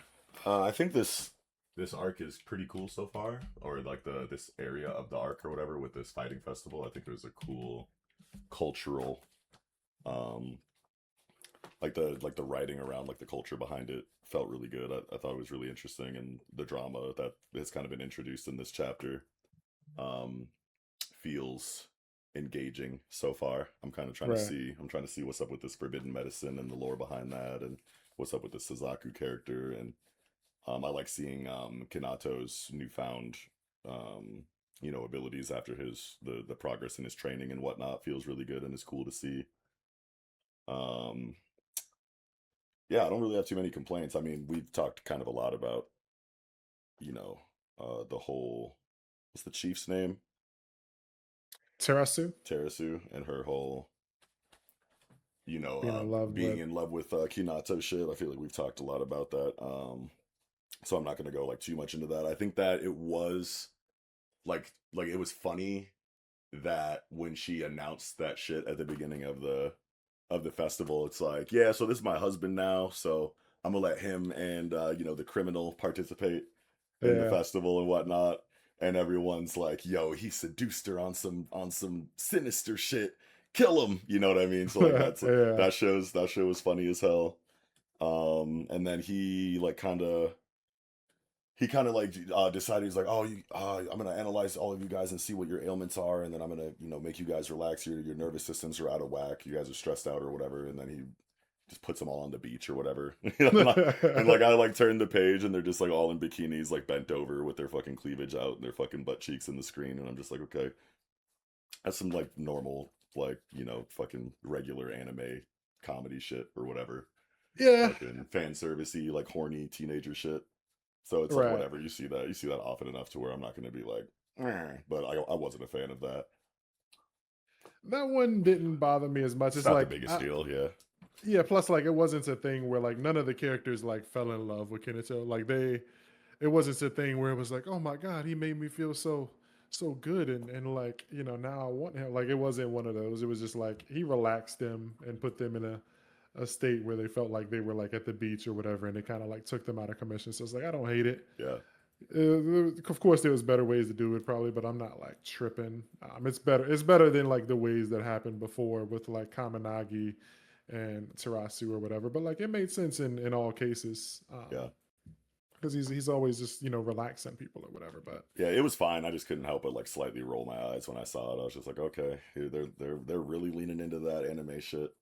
Into that, yeah, you know what I'm saying? Into that manga shit. Like yeah. it I feels just like kind of like when I see stuff like that, it's like, at least for me in my experience with manga, it's like I feel like I'm past that. Like yeah, in my and like where I'm at and like what I come to these stories for. It's like when you first start, reading manga and getting into anime, there's so many unique like tropes and like aspects of the kind of stories that they are. Like, they're over the top, they're hyperbolic, they can go from like extremely comedic one moment and extremely serious, another moment, and like they've kind of like solved like how to do that, seamlessly enough to where it's not like a tonal whiplash yeah, that kind of negatively affects the story. Like they found out like how to like balance those kind of tropes and that kind of vibe that they're known for very well into their story. So that's what makes it so easy for me to see something like that and go, oh, okay, yeah, that's that anime shit. But like when I see yeah. it, I can't help but feel like it's like some bygone era shit. You know what I'm saying? Like it's like some early 2000s shit. It's not something that you see too often in this contemporary like battle shonen landscape as often anymore. uh Yeah, I guess like it doesn't super bother me because, like I said, like it's not played up for like a romantic thing for the main character, and also like the main character isn't like taking getting enjoyment out of this. Like he's not yeah, like doing this and then going like ooh, but I grew up doing girls and like they, yeah, he's not perving out about it. It's not like Mineta, yeah. but also these girls aren't like fawning over him. So it's just like they're chilling after this. But that is still happening on the side with another character in the form of Terasu. So you have this Yeah, one that's like yeah, kind of harmless, but you're like, well, at least it's not like this. But then that is still happening also alongside of it. So it's yeah, like, yeah. the romantic tension shit, like the whole like, oh, I'm like unfamiliar with modern societal norms. I don't know how to interact with men because they're never here, and now like I'm feeling these things for the first time now that I'm interacting with a man, and I'm just like in love with the first man that I see. And he says some like innocuous shit that she takes as like a marriage proposal, and is like, oh, does Yeah. this mean that he's in love with me? And then they don't have any conversation about it, and she goes straight to the fucking festival on the PA system in the microphone, like, yeah, so this is my husband now, by the way. And it's like, oh my fucking god, bro. Yeah, she did a lot with that, but Yeah, like holy shit, man. but yeah, I mean, I'm liking so far like this whole this tournament type thing. I thought it was gonna be a more traditional tournament, but it turned out to be like a hunt or whatever, and they're Yeah, like Kinato is a target in this case. I did think that the page where he goes, you're very stiff, aren't you? Like that's that shot where he's like all black, his eyes are white, and then like that aura is coming off. You see yeah, that a lot in like manga and shit. Like I feel like that's the same. Like that's what Kusakabe saw when Sukuna was like walking towards him and yeah, shit. Like you see these type of shots all the time. It's like I could see this being something that he does again later on, like down the line, when he's like pissed off about something, like yeah. he's walking towards like an opponent. But it's just funny to see this type of like rage paneling or In whatever like a for like comedic moment. Yeah, yeah because he's sitting there like, what do I do? I don't know. I kind of just like finished my training. I'm like, I'm too new to this shit. Like, and I'm thrown into a super traditional fighting festival where everyone else understands it better than I do, and everyone is targeting me right now. I feel like I'm fucked. And he's like, wait a minute. Nah, wait, I can do this. And like, yeah and then the confidence boost like creates like a fucking rage moment aura around him where he's like, you guys all look super stiff. Like, this is my lane. I was worried for nothing. I'm about to yeah. fix y'all real quick. I wonder like how aware he is of like the fact that like he's doing that and it just kind of like puts people it makes people not even want to fight. Like, is that a thing he's intending, or like was he just like was he really like just hoping to like help them out, and then them deciding not to fight anymore was like a side effect, like a byproduct of what he was doing, or was his intent like, I'm gonna relax you guys and you're not gonna want to fight anymore? Oh, that's a good question. I didn't even really think about that. I feel like in this circumstance, he has to have considered the possibility that after the realignment that they would be chilling. Yeah, that they Yeah, would be. Yeah, that makes a lot more sense than because like in the moment that he decided to do that, he was looking for an out, you know, with a bunch of opponents rushing at him. You know what I mean? yeah, So if your intention while you're already stressed because you're being targeted by the entire tournament and you don't know what you're going to do, your back's against the wall and you decide to do this thing, what if it didn't take them out of the fight and put them on a beach in their minds? Then you would have just like made them stronger as they're coming to yeah, try and kill you while you're already stressed out about that. So I feel like he has to have known that it would incapacitate them to some degree, or at least bet on it, or that it was a gamble. But now that I'm thinking about it, I think it's weird that he doesn't address that, at least in his own mind. You know yeah, what I mean? Because now it feels like if we would have got like a dialogue or like an internal, you know, narration like in his mind, like panel where he was like, okay, that was risky. I didn't know it was gonna. I didn't know they were that stiff. You know what I mean? That it yeah, would that yeah, I wasn't positive that me, you know, realigning them would incapacitate them enough for me to get out of here. But I'm glad that it worked. You know, it was a gamble, but it paid off. You know, like if we would have got something like that, I feel like it would feel a lot better. But him just fucking doing something that could make the people trying to kill him stronger when he's already stressed out about being attacked by them just like doesn't make any sense and is actually yeah. kind of stupid if he didn't have Because that like if in yeah, because mind. like Yeah. if it was somebody who was truly trying to kill him, like a villain, it's like that. You know, how would they have reacted? Like the Bone dude with the dog mask. Yeah. Like if he did that to him, like that probably wouldn't be good. Yeah, exactly. It's something that like only works for this situation because the writer knew what he wanted to do with the characters affected by it, like for the sake Yeah, of a laugh or to get, you know, Kinato out of the situation. And it didn't need to be all that serious, but I think that not having, you know, any writing dedicated to him saying, I didn't know if that would work, but I'm glad it did. I feel like yeah. kind of takes away from the moment a little bit now that I've thought about it, now that we've talked about it.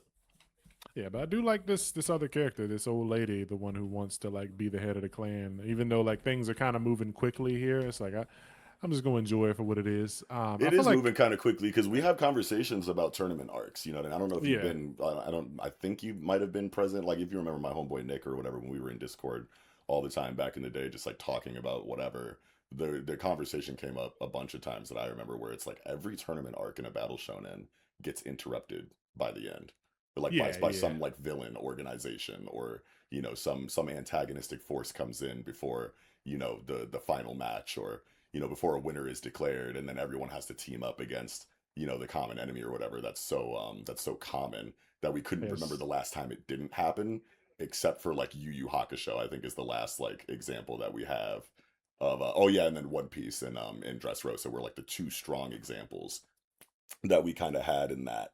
But otherwise, every other tournament gets fucking interrupted by the end, and this one got interrupted in the very first chapter of it. yeah, Like holy shit! yeah. It's like I mean, I guess it's not like a tournament really though. It's like Fighting a festival. fighting, yeah, fighting That's like festival. a commonly like adjacent like tournament like term for like Yeah, this isn't the first fighting festival, you know, arc or whatever. But like if they don't want to say tournament, they say fighting festival. I feel like they go like hand in hand, two sides of the same yeah, coin type shit. But yeah.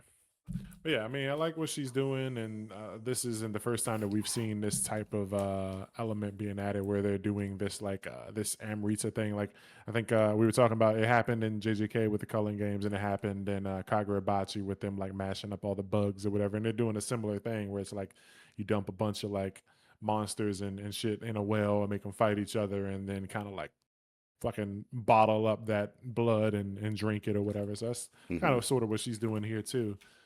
Um, like they Yeah, were jumping into some darker stuff. I think the conflict with the previous um clan heads was really interesting. It reminded me a lot of Black Panther, honestly, Mm, because you have this secluded you know, faction of mages that have their own culture and their own aspect of mana manipulation and martial arts and just warrior, culture in general that is really unique and significant and powerful, but they keep it hidden from the rest of society because they're like an isolationist tribe or whatever. Yeah. And you have, one clan head that says that we should, stay on the traditional conservative side of things and keep this for ourselves and not share it with the rest of the world because no one else deserves it but us. And we don't want to put this kind of shit into the wrong hands because this stuff is like kind of broken. Like if you figure this kind of shit out, you level up crazy. This along with your already unique, magic abilities, or whatever would be kind of a big deal. So I understand like not wanting just anybody to have access to that, but then you have, the more progressive, clan head that's like, no, bro, like, you know, we gotta we gotta share this with the world, man. This could help so many people. Like, we gotta stop, being greedy and hoarding this shit. It was just like very like Killmonger, T'Challa, like Black Panther Yeah. type shit to me is the first thing that I thought of, which is interesting to see in, some new upcoming shonen manga that might get axed. You know what I mean? Like I just wouldn't expect Yeah. to see theming like that I over think so here. far though the sales are decent. Like people were surprised at like how well it sold. It didn't like sell, insanely crazy, but like it did, more than it sold more than what people were thinking it was. So I think it bought itself some time. It and Under Doctor, but I think people were saying that they were both like bundled with something. I think I saw a post where people were saying Under Doctor was being resold, so it's like they were selling the volumes like with something. I was like, what the fuck? Because it sold a lot. Like Under Doctor sold way more than Kinato. Well, maybe not way more, but like double or triple like what it sold. But I think it came with something, so people were buying it for the other thing and then like reselling the volumes or something. So I don't know how that works. Um, but yeah, Kineto's did decent. So I think Okay, people were kind of like expecting it to stick around a little longer. I'm but thinking we can at least get like, like I've been saying, like an Otter or the Flames number of chapters, like 37 to 50. I'm hoping like if it doesn't last, then, hopefully we get a decent amount. But I'm hoping that it starts doing some things that like pick up its interest. But like the placement that it got was very surprising considering it hasn't been getting any promotion. Like it still hasn't had a color page and it has only been it's been in the bottom like two or three of the table of contents every week. So it's like people were shocked with how much it sold considering it's had no promotion. oh, okay, cool. I like that. Yeah. But Suzuki, Yuto Suzuki did co-sign and say like check it out or whatever. So that was included on the volume sales. So if anybody's a fan of Sakamoto Days, they probably saw that. I was like, oh yeah, cool, I'll check this out. But to Interesting timing for that, considering like everybody yeah, sees that as like a washed up ass series right now. right. At Yeah, I least in made our a tweet discussion about that. spaces, yeah. Yeah, I was like, that's like getting like 2026 Lil Wayne to co-sign your shit where you want like a mixtape. you want like '07 Lil Wayne telling niggas to check your shit out. It's like a Yeah. whole different nigga. It's like, bro, nobody listening to you now, dog. Right. Uh, That's so funny. but yeah, no, I like the chapter. We could have did without the beach stuff, but hey, baddies are baddies, man. I'll take them. Yeah, true. That's true. But yeah, I mean, one thing for sure, bro, got he can draw. Yeah, We take it. definitely. I don't think the story is bad. It's just like it's always that fear. Like if it's getting I axed, just hate that my excitement for it has like kind of started to taper off in such a significant way in such a short amount of time. You know what I mean? Like um before we got to this tribe, like I was like this is doing everything right. Like there was a couple like eyebrow raising moments like when he, first did physical boost to fight that dog mask dude or whatever. And I think I had like a small gripe in one of those chapters that was like Kinato is like having an existential crisis about the situation right now when all this nigga did was like break a couple cinder blocks. You know what I'm saying? right? Like he's like, I must protect the village and everyone here, and I can't think Yeah, of anything else. He's like freaking the fuck out, like his, like someone close to him just got like murdered in front of him or some shit, and it's like, bro, like it's just property damage so far. Like, right. you know what I'm saying? Like, chill out. Like I was like, that felt kind of weird. And then obviously we had conversations about the similarities to him, and Deku, and the possibility that he might be moving away from his really creative, like high potential for creativity fighting style inside of his magic, and kind of being replaced by, some brawler fighting style, so that he could be more effective and, on the front line or whatever. We were kind of worried about that too. But outside of Yeah. that, I was loving everything about this shit and I was super excited for it. And then now, then they got the Terasu stuff and it's like, okay, another new female character is falling in love with the main character and being awkward, and when they're propped up as this like really cool strong Yeah. warrior woman, and now they just like turn into putty in this kid's hand. It's like, okay, how many times are we going to see that? Now you got this fucking beach scene. Now the tournament is immediately interrupted by a villain or whatever, like before it really kicks off for real. And like, before the villain was introduced, the fighting festival slash tournament was like pretty much all comedy. You know what I mean? Like, Yeah. so like a lot of things are just starting to feel a lot more awkward or weird to me than they ever did before, and it's all happening so fast. So it's making me feel I don't know, not good about the future of the series, at least for me. I don't think it's necessarily doing too many things like objectively incorrect. Like it's Yeah. not like, there aren't any like narrative failures that are like jumping out to me, or perceived narrative failures that I'm like, oh wait, this is actually just bad writing. Like I'm not saying anything like that. But as far as like what I come to these stories for, it's starting to do things that I typically, tell myself that I can do without, or that I'm Yeah. not that interested in, and that's kind of disappointing. But I'm still here for it though. We gonna ride it till the wheels fall off, baby. Yeah, that's fair. Like I think fan service as like just in general, like I don't normally care for it, but it's fine if it's kind of like trying to go down like a fairy tale route. Because like those things can work and be successful. It's like we just need to make sure we're keeping the fundamentals too. Like make sure like show me Kinato still is doing, the medicinal stuff, like you said. Like don't Yeah. don't just have him punching and kicking. Like I want to see him doing some stuff like that we started the series for, like Yeah, medical magic. I'm trying to see like wildly creative, like almost mind-blowing, like rug pull conflict resolutions using the potential for creativity inside of his Seitei magic. Yeah. That's what originally, attracted me to the series, and that's what had me excited for it. You know what I mean? And Yeah. so Is it far, ever since this physical boost shit started, he's pretty much just been, increasing his strength and defense and agility. And then when he uses Seitei magic, it's like for some comedic effect to, make people horny or make them feel like they're yeah. relaxing on a beach or something like that. And it's It'd be like, a no. different thing if in between like those moments we got to see him like fighting someone and using like his Seitei magic to like hurt someone or something or give someone a cramp. But Yeah. like it's just We like waiting for that cramp scene, bro. yeah. It's just been like super relaxing and fucking scene after another when it's like we know he could do more. It's Yeah. like Even to it'd the be point fine. where it's like we were just talking about at the beginning of the review, where it's like, nigga, did you know they were going to be incapacitated after that? Because Yeah. like you just used your ability in a way that could have made them stronger on their way to kill you, Yeah. and you just don't comment on it at all.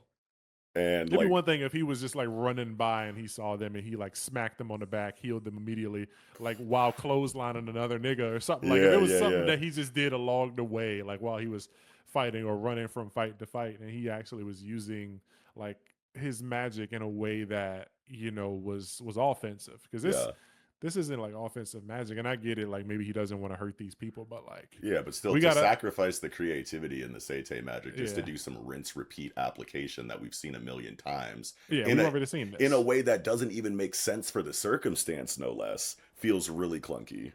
Yeah, we've already seen him do this Yeah, several times. It's like it's time to show us what his magic can do, like versus somebody besides punching him across a room. yeah. Yeah, so hopefully that's what happens because like the shit is the dial is turned up here. Hmm. Chick is big boss lady took the juice and she's got big monster arm and she's hurting people and talking about killing people and Tara Sue's now jumped down there. She's probably in danger. So it's like, hopefully we get, this is somebody who can't just be relaxed off. And Yeah, I want to say she's gonna need a lot more writing that I'm not expecting in order for me to, you know, be um I don't know what the word I'm looking for. I was gonna say impressed, but like it's like I don't know. I feel like usurper motivations are like really like cliche and like kind of like Yeah. played out. So like she should have something else going for her on a character level than just I want to Yeah. be the chief and I'm angry and pissed and evil and I'm coming to fuck everything up and throw everything into chaos because I want to steal your chain basically. And it's Yeah. like, it's like we've seen that so many times that I just hope that there's a little bit more depth and nuance to it than just we need a conflict to interrupt this festival and we need a face for it, so here she is. Hmm. You know what I mean?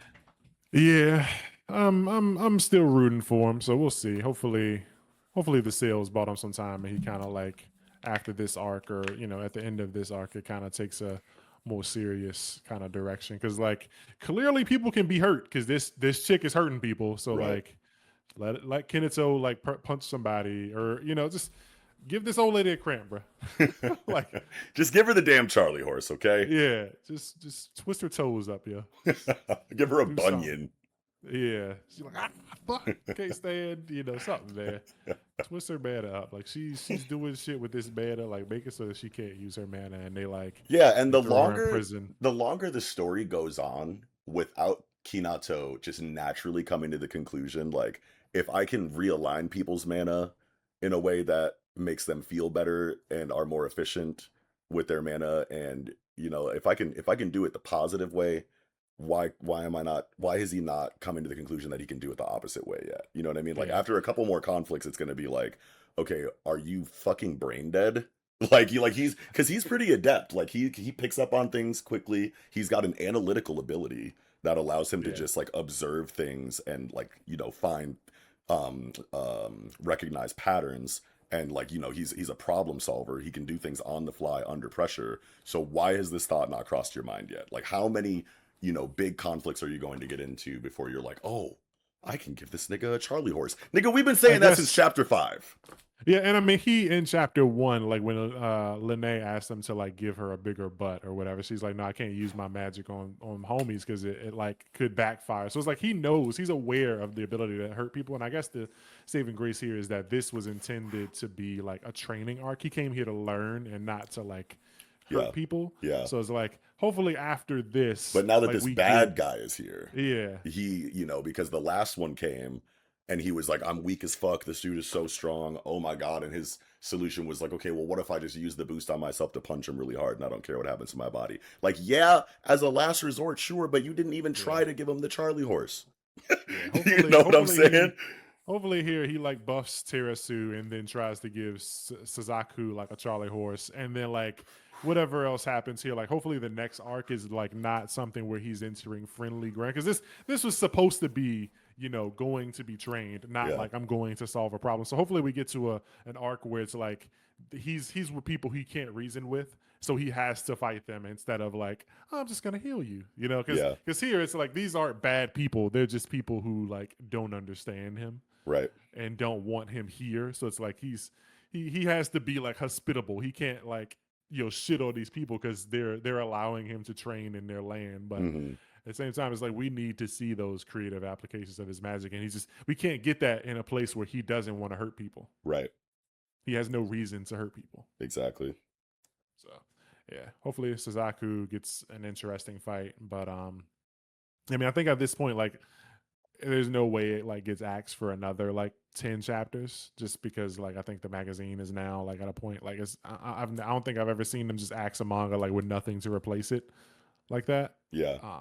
So there is a new series. We're in the middle of a new batch now. So a series came out last week, a series came out today, and then another new one is coming out next week. And I think the next week one is gonna be a big kind of hype one. Just it looks really Is cool. it I'll that one send in you the the art. desert? Yeah, it looks Yeah. really good. Yeah. It's I, giving I like manga love vibes or whatever. I love desert locations for Yeah, stories. Like same. like desert settings, like that aesthetic. I'm like always here for that. So Yeah. I've been keeping my eye on that one. Yeah, that one looks super cool. So we can keep an eye on that. And who knows, man? If something gets axed, that might be replacing. We still do got a free slot though, because of Chainsaw Man. We never replaced that. So That's right. we still got to figure out if we want to replace that with another Jump Plus or slap something else in there. Because there's some options, but we will figure it out. But we also got some stuff probably ending soon. So who knows? I think that's it for Kineto's though. You got anything else? No, I'm chilling. Yeah, I'm good. All right, that's gonna do it for Kineto's Magic Chapter. This was 19. I'm Rita. Now for the final manga segment of the night, baby, we got Big Bachi Kagura variety 124 Powerless, and we got Young Ball on the cover. Hey, It's a nice cover with Soga Akamura and a butterfly. And it's yeah, very fitting considering his weapon be doing buggy stuff. yep. The baby And goat got the cover. yeah, and yeah, it's an interesting chapter because it's like I didn't. I don't know. I guess I never thought about it, but like, there's a next in line guy after the one dude was killed, Hmm. and then the other dude that was killed would have been second in command, but like this dude basically just by proxy, just like nobody else is there, so I'm the third strongest, so I'm declared head, and And he's he's probably on not fuck even shit. that. Yeah, he's probably not even that tight either. Like on like a warrior level because he's like a couple places removed from like the super important like warrior slot. Yeah, So he's probably like be having his feet up at the crib, hitting his pipe like fucking bitches or something like that, and yeah. He never isn't really expected a to be the leader. yeah. And you could just tell like that the burden has like hit him so hard. He's like, I'll surpass my older brother, and the Kurotsuchi will dwell within my body too. Like, nigga, shut the you Yeah, you are not in the gym like that. You know what I'm yeah. saying? Like, you're not. Like, I know you feeling this pressure right now, but you're speaking nonsense, brother. Yeah, he was probably strong, but like he definitely was somebody who probably was like he would do his obligation training and then just be like smoking and Yeah, fucking bitches. he's over here quiet quitting, doing bare minimums. Like, yeah, like Yeah, he's like on some hedonism shit, probably in his position, like taking advantage of his royalty or his his rank, and not really about the sword for real. You know what I'm saying? yeah. And I mean he doesn't blink at Akamura like That is charging true. and slashing his shit. So he's probably still tight. It's just like no one expected the top dude to die. And Right. then if something were to happen, we had the other guy. It's like there was no way in hell that he would have ever like this position would have fell into his lap Hmm. unless both of his older brothers got crushed or whatever. So Yeah.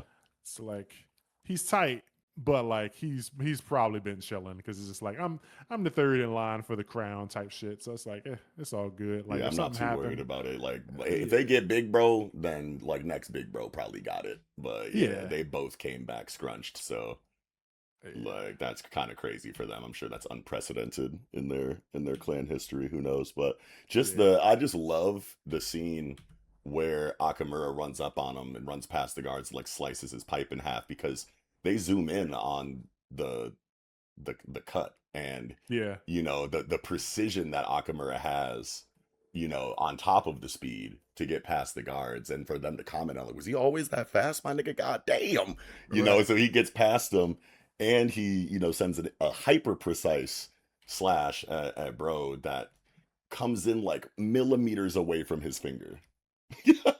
Like where he was holding the pipe, you know what I'm saying? Like Wait, that's your voice cut out. yeah, like well, yeah, I said like on top of the speed that they commented on, the like hyper precision of the cut came in like millimeters away from this dude's finger. Yeah, that's what I was looking at too. Is like he could have cut this man's whole arm off or his Yeah, finger off, but he stopped right at the fingertip, and it's like that's perfect precision. These niggas like nobody else in the room probably even realizes what happened because he blitzed through there so quick, and it's like yeah. dude's just he's still got that stone cold look though. So it's like we could tell dude's tough. Like in the Hmm. like second page, he kicks a tree down or whatever. So it's like That is he's right clearly too. They, hard they body. they did give him that too. Yeah, yeah. Yeah, He's got that dog in him, but yeah, like he's not like ready for the Olympics. You know what I'm saying? yeah. Yeah. Yeah, he's not in like peak physical like form, but I guess we won't know until we see him fight, which I'm sure we probably will throughout the rest of this flashback arc. I'm sure he'll have some reason to pull that sword out, and then we'll see what he's really about. Yeah, and I guess it's kind of like just leaning towards us getting kind of like a similar situation to like Itachi kind of wiping out his clan with this whole like Soga Nakamura thing, and like the dude is on some bullshit. He's like willing to send Akamura's sister off to these outsiders, people that like want them dead. So it's like, nah, I can't fuck with that. Right. Like ain't no way he is going to like take that like laying down and then be like okay with his own people being okay with sending his sister away like that. So type yeah, shit. this shit's heating up, man. Yeah, it's getting kind of crazy, man. Because and like getting towards like the end of the chapter, when we switch perspectives back to Chihiro and Urita, Yeah, I think that's it. Uruta? I forget. something like that. Yeah, but just like this Subaru. conversation. Yeah, like I love, I just love how, especially with Kagurabachi, I feel like it's the most potent. But the end of these chapters, like so much, like like mundane, like shit can be happening in like the first half of the chapter, or like 75% of the chapter. But then you get to that last scene, and the cinema just comes right back to it, like. Yeah. Like everything leading to the last page is like so fucking hype. It's like the panel with the enchanted blade, like playing shit crossed out, and like them talking about how, hold on, I'm trying to get back to that shit, but my manga plus uh tab fucking just tweaked. Hold on 1 second. Yeah, here we go. Yeah, when it like shows the panel of them crossing out the enchanted blade plan and being like, yeah, no wonder they turned this shit down. Like they don't understand, like, that I'm really that nigga, like I could do this. I haven't convinced them, like they weighed the pros and cons and just didn't want to put all their faith in some, nameless swordsmith that just thinks he knows what's good. And Hmm. then it goes to the Da Tenseki room, and that shit's gone. And then the Shinsaku Hasumi is like, God damn it, they're gonna fuck me up for this. But I see the vision. You're lucky I see the vision. But yeah, get out of here. I'll deal with all the the bureaucracy and the fucking and the punishment, because this is for the greater good. And then you see So Good, and they're like about to teleport that shit out and bring it to the boy. And then Nah, Sheba. oh, what did I say? He says Soga. Shiba, yeah, Yeah. yeah, But yeah, so this is it's interesting because it means that they didn't agree, like he wasn't, like government sponsored and yeah. allowed to do this. They just took it upon themselves, like fuck it. If they're not gonna listen, dog, we're not just gonna take this shit lying down and let them fuck us over like this. Right. It's just like Flamebone's gonna take too long. Like Yeah. like a year, nigga. Nah, we about to get these done in a couple weeks. Watch this. Yeah, I really just can't wait to see what the flame bone situation is too. Like I forgot about it until you said it just now, but like still just so crazy to me that they're banking on this like baby Hydrogen plan, bro. baby. Yeah, it's like dog, they're really gonna hold this baby up like Simba while just a flame god raises the land, man, woman, and child just getting eliminated by fire god. Yeah. Yeah, which makes me wonder. So like obviously we know that Chihiro is going to forge the enchanted blades, and then we know how the Seitei War kind of like goes, overall after that point. But I wonder if they would have waited a year to access Flamebone, and they were able to properly like fully manifest it and kind of sick it on the Mikaboshi. Um, I wonder if the outcome is the same. Like, do they still win? I feel like it's something that's still going to happen. Like they're gonna make the swords in the war or whatever. This battle is gonna go on for a while, and then the flame bone will probably still come into like play at some point, Uh, kind of like to finish it off. And maybe that'll be like when like the last sword is made too. So like the flame bone is out, and it's like, all right, yeah, we're damn near wiping them out, but like they're still putting up a little bit of fight, and that's when like Akamura gets his sword and then goes in and just cleans house. yeah, because like I wonder, because like what if I think the most satisfying way to go about it without kind of without the audience kind of feeling cheated in like a Chekhov's gun kind of situation. And and obviously Flamebone is still a thing and can come into play in a fully manifested state like sometime later in the series. So like that, Hiyuki's still alive and still around. Yeah. You know what I mean? So like even if for some reason Flamebone isn't, they don't do what they're trying to do with Flamebone in this flashback arc, like in the history of the Seitei War. I think it's still fine, if we eventually see it like later with Hiyuki in the present time. But Yeah. I want to say that the most satisfying way to go about it would be to allow the government's plan to go off the way that they planned it. They wait, maybe it does take um, a year or longer for Kunishige to craft all of the enchanted blades. And maybe they don't go to war for real until all the enchanted blades are done. Yeah. And once he's finally completed the blades, and he picks the bearers and he brings them to him, and they like assemble the Avengers and they're ready to go to war. Maybe it's already past that year point. The government's like, all right, do that flame bone shit, and maybe the Mikaboshi deal with that shit too. You know what I mean? And it's epic and it's like some crazy fight, but maybe they just barely by the skin of their teeth are able to kind of deal with flame bone. And the government's like, no way, that we were banking on that. And then the fucking Avengers pull up with the blades, like, all right, y'all can clock out. We'll take it from here, bitch niggas. Like your Yeah. little plan. Yeah, we knew that was bullshit, but it's time for some real ones to enter the game now. So real ones have entered the chat type shit, and I think that would be really satisfying, because it would be a situation where we know the government has made a mistake by not Yeah. allowing Chihiro, or I'm sorry, Kunishige, to cook. You know what I mean? They don't want him out here getting money like that because they've underestimated him, and they made stupid, government decisions. And, I think that you want to show that failing to like kind of humble, the government in that way. Like, damn, we were wrong all along. We should have always put all of our stocks into this little nigga. I feel like that's like a really satisfying Yeah, outcome. because Kunishige himself doesn't even have the connections. Like, where would he find 7 niggas or what 6 niggas to wield these swords? That seems like something that's like, damn, our plan really failed. But like, you came through and made those swords, even though we told you not to. But like, Yeah. all right, we got 6 niggas. Like where are these niggas coming from? Like, Yeah, are that's a they? good point too. I guess I didn't really think about that. Yeah. About how he knows them, who introduced him to them. Like, Yeah, like if Kunishige knew him, or maybe Subaru like knew, the other sick 5 or oh, whatever. I bet you Subaru does know them. I mean, he's a swordsmith after all. So Yeah. Plus, one of them is Akamura, so it's like yeah. Akamura and Kunishige probably like they might not even be cool right now, like because that was big sis Yeah, like Chiaki's gonna bring them together. boyfriend. Their love for Chiaki's gonna bring them together.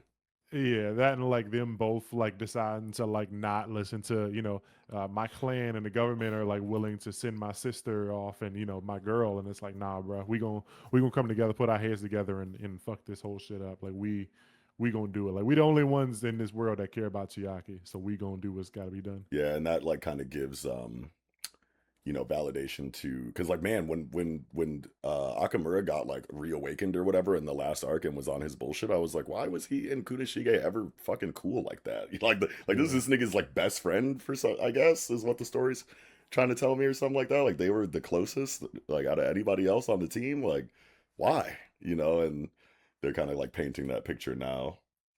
And yeah.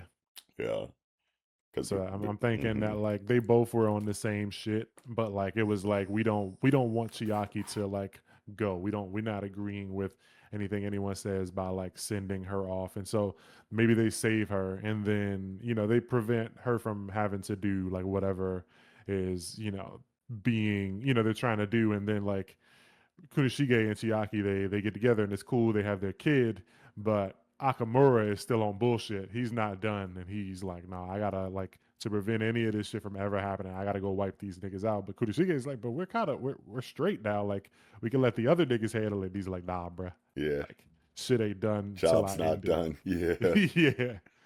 So I can see that shit happening. Yeah, the forge was lit with flames. Yeah, shit's busting, man. Dude, this next chapter, man, they're probably gonna switch POVs somewhere, and next chapter is probably not even gonna be forgery focused. Yeah. God I can damn it! see it. They be doing that, and like a lot of people were laughing about this final page, the like double spread because All the it's like black this ink. like the fifth time. Yeah, this like the fifth time he's done a page like this where it's just like 99% black. It is like they're laughing about like how expensive that is to print like a fully black inked page like that. There's like Hmm. that's probably why Kurishige. I mean, Hokuzono took a break last week so he could like they could afford to give him a full black page like this, and That's they funny. talk about like he probably pissing his editors off with all these like fully black inked pages Oh, and I know shit. they're sick of him, bro. Yeah, like dog, please, we like you're costing the magazine so much money. You're lucky this shit is peak. You're lucky this is Yeah, a good Jujutsu Kaisen replacement. Otherwise, yeah, like nigga running it up. Yeah, it's yeah, not the first time he's had a page like this. But yeah, yeah, shit's peak, and they down to the wire. Kunishige and Akamura. This backstory is really just both of them, like their tales, like the tale of the father and the uncle and how we got to Kagurabachi. yeah. Shit's wild, bro. Yeah, and like they're basically our, for this story, our Suguru and fucking Gojo. Yo, wait, for real though. Yeah, because I'm guessing they have a falling out at some point, but maybe it's not something that's official. Like maybe to Akamura, everything was all good. Like he just assumed that like him and Kunishige were still tight because like they probably got close over this, but like after this shit happens, having a kid changes you. So it's like Chihiro's born and Kunishige is like, I'm not on that bullshit no more. I want to raise my kid right out, what I made was a horrible weapon, yada yada. But like since he never seen Akamura again, Akamura probably thought he was still like, team go get it. Yeah, And it's like he gets unimprisoned after 18 years and finds out that, his brother-in-law made a sword to like counter him. And he's like, what? But we were boys. right. What the hell is this? It's like, what do you mean he made a sword to counter me? Why would he? We were like this. So I can Yeah. see him not even realizing that like Kunishige ain't like on that time and anymore, like way later. Yeah, and then I wonder if we actually get writing dedicated to like kind of like the update on things for Akamura. Be like, yeah, no, bro, like you tweaked and we were not fucking with that and we had to get you the fuck up out of here, my nigga. Like we're not fucking with you. You know what I'm saying? Like you're on some nut shit. Like Yeah, I really want to see. Kunishige wasn't fucking with you either. He had us do this shit like to get you out the paint. So I could see him really tweaking out over that realization if he doesn't already know. Yeah, I really want to see like the whole like how he got in prison thing. If it was like if he did it himself, like he was like, all right, I'm turning myself in, or if they had to like really like stance up on it, like they had to get all 20 niggas, and it's like this ain't gonna go, it ain't gonna go the way we want. We're all on the same side, but like we gotta stop you. And he's just like, fuck it, bro. Yeah. He's like, I'm not gonna fight my own niggas. God, I just can't wait to get on the ground level of that war, man. God, those chapters are gonna be so fucking peak, dude. Yeah, we are not prepared for We're that shit, dude, I man. don't think we're ready, man, because like everything that we've seen so far has been so amazing on an action level. But I feel like the best action that the series, like has yet to show, like is in this arc. Like I feel like this war is going to be some of the coolest fights that we've seen so far. I guess is what I'm trying to say. Like as crazy as shit has been, like this is like prime like sword bearers, like like peak form, like ready for war. Like every other fight has just kind of been like people like scrambling to get swords and like Yeah, trying to do subterfuge, and like maybe they're not trying to fight all the time but they're forced to, like and they're just trying to accomplish other like kinds of goals, like with fighting that has to happen in between or niggas trying to along the like way. understand their blades and Yeah, master the sword and shit. But this yeah, arc is the peak niggas. Like yeah, they know what to do. exactly. Like these are gonna be the best fights so far in the series for sure. Yeah, this shit's about to go crazy. And like, I really want to know like how long this war lasted because like they even Oh, do we not know say that? we don't know how long the war lasted. We know it took place, like 18 years ago, and Chihiro was like 18, but like Akamura is 16 in this. Like he at the tender age of 16, I did anticipate he might equal them one day. And they were saying like the reason he couldn't become like a member of the elite guard was just because he wasn't old enough. Like he's got the skill, he just isn't old enough to join that like elite guard force that he's training for. So like I feel like the war maybe goes on for like 2 years because Mm-hmm. I don't know if I said it before, like he also like at the end of all this he looks old as fuck. Like Mm-hmm. that war is, I don't know if it's the sword or if it's like if it's been multiple years or if it's from using that blade, like if that made him look old. But he does it like like if you look at him on this first page here, he looks completely different from like the way he looks in the flashback when they show like him using the sword or whatever. Like when they show like Akamura versus like all the other like swordsman niggas, he Hmm. looks way older Yeah, in like that the is true. flashbacks when we see him like with the sword. So it's Yeah, like wait a minute. Yeah. what causes him to age like that? Is the war like 3 years long, or is it like he's just not getting no sleep because he's that like fucking obsessed with his mission, or does the sword age him? Like I want to know what Hmm. causes that and how long this war is gonna be. Yeah, that's a really good point, man. I didn't even think about that because yeah, Akamura is like way younger right now. He's 16 here, right? Yeah, that's what they're saying. Yeah, he looks at least 20 in that panel where he's surrounded by the rest of the sword bearers. Yeah, so it's like, okay, so it's been a couple years, or like, is this just like him not using lotion and he aging like shit? Yeah, I don't know. But yeah, like with the is just so much I want to know, like other than the war too. Like when does Kunishige and Chiaki have the time to like make the baby? Like when is that gonna happen? Not saying I want to see them fucking throw down, but like Yeah. we know that's a 9 month period.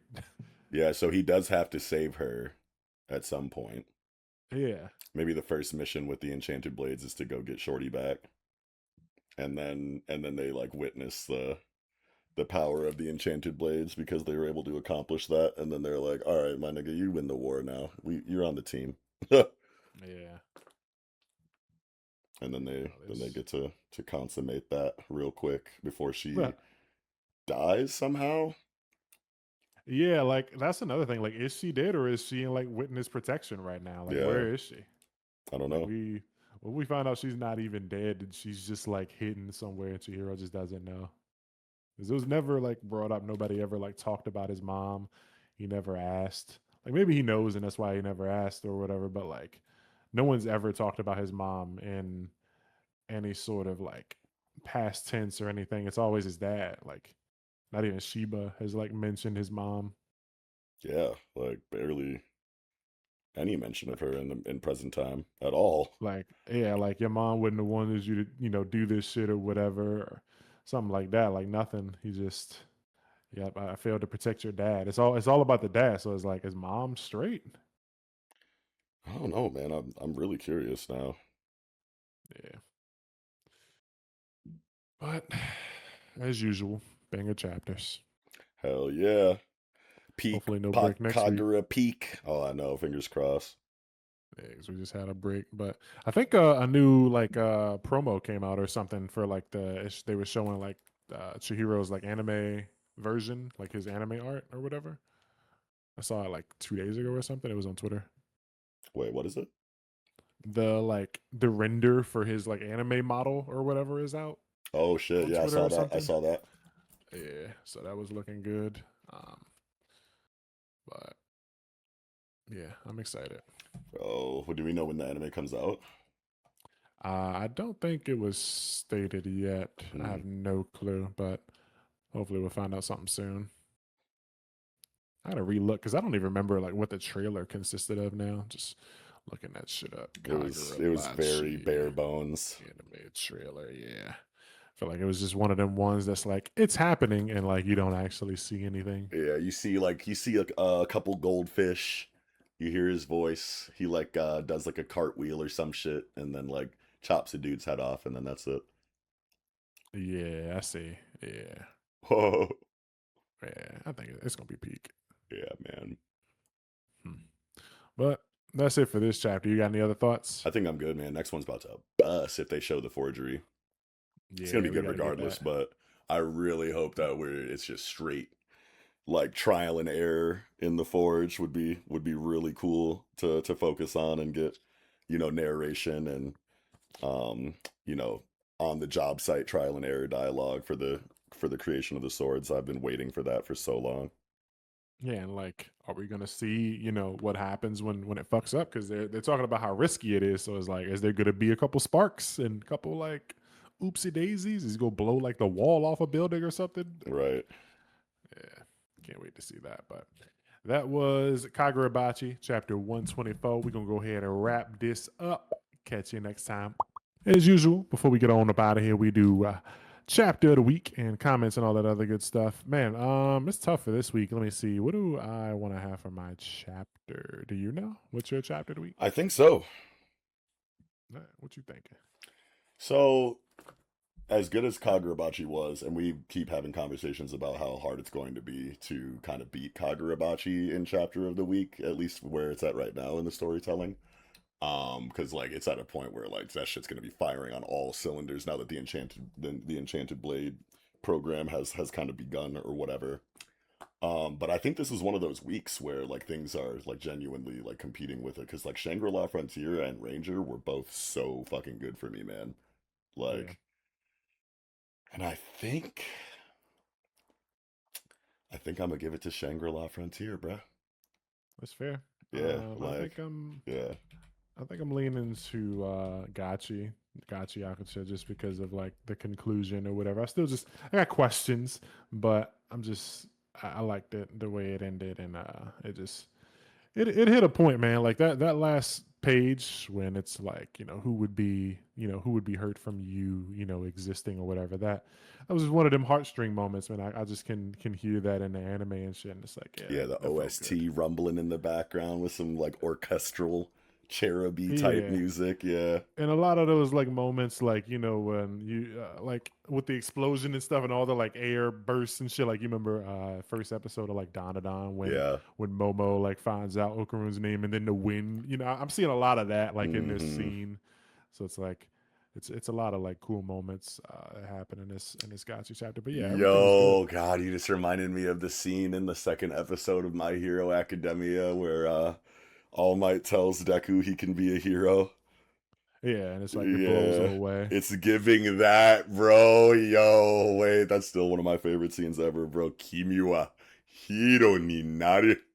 Oh brother. That shit is etched into my soul, bro. That scene It's made me peak. cry when I Yeah, first watched it.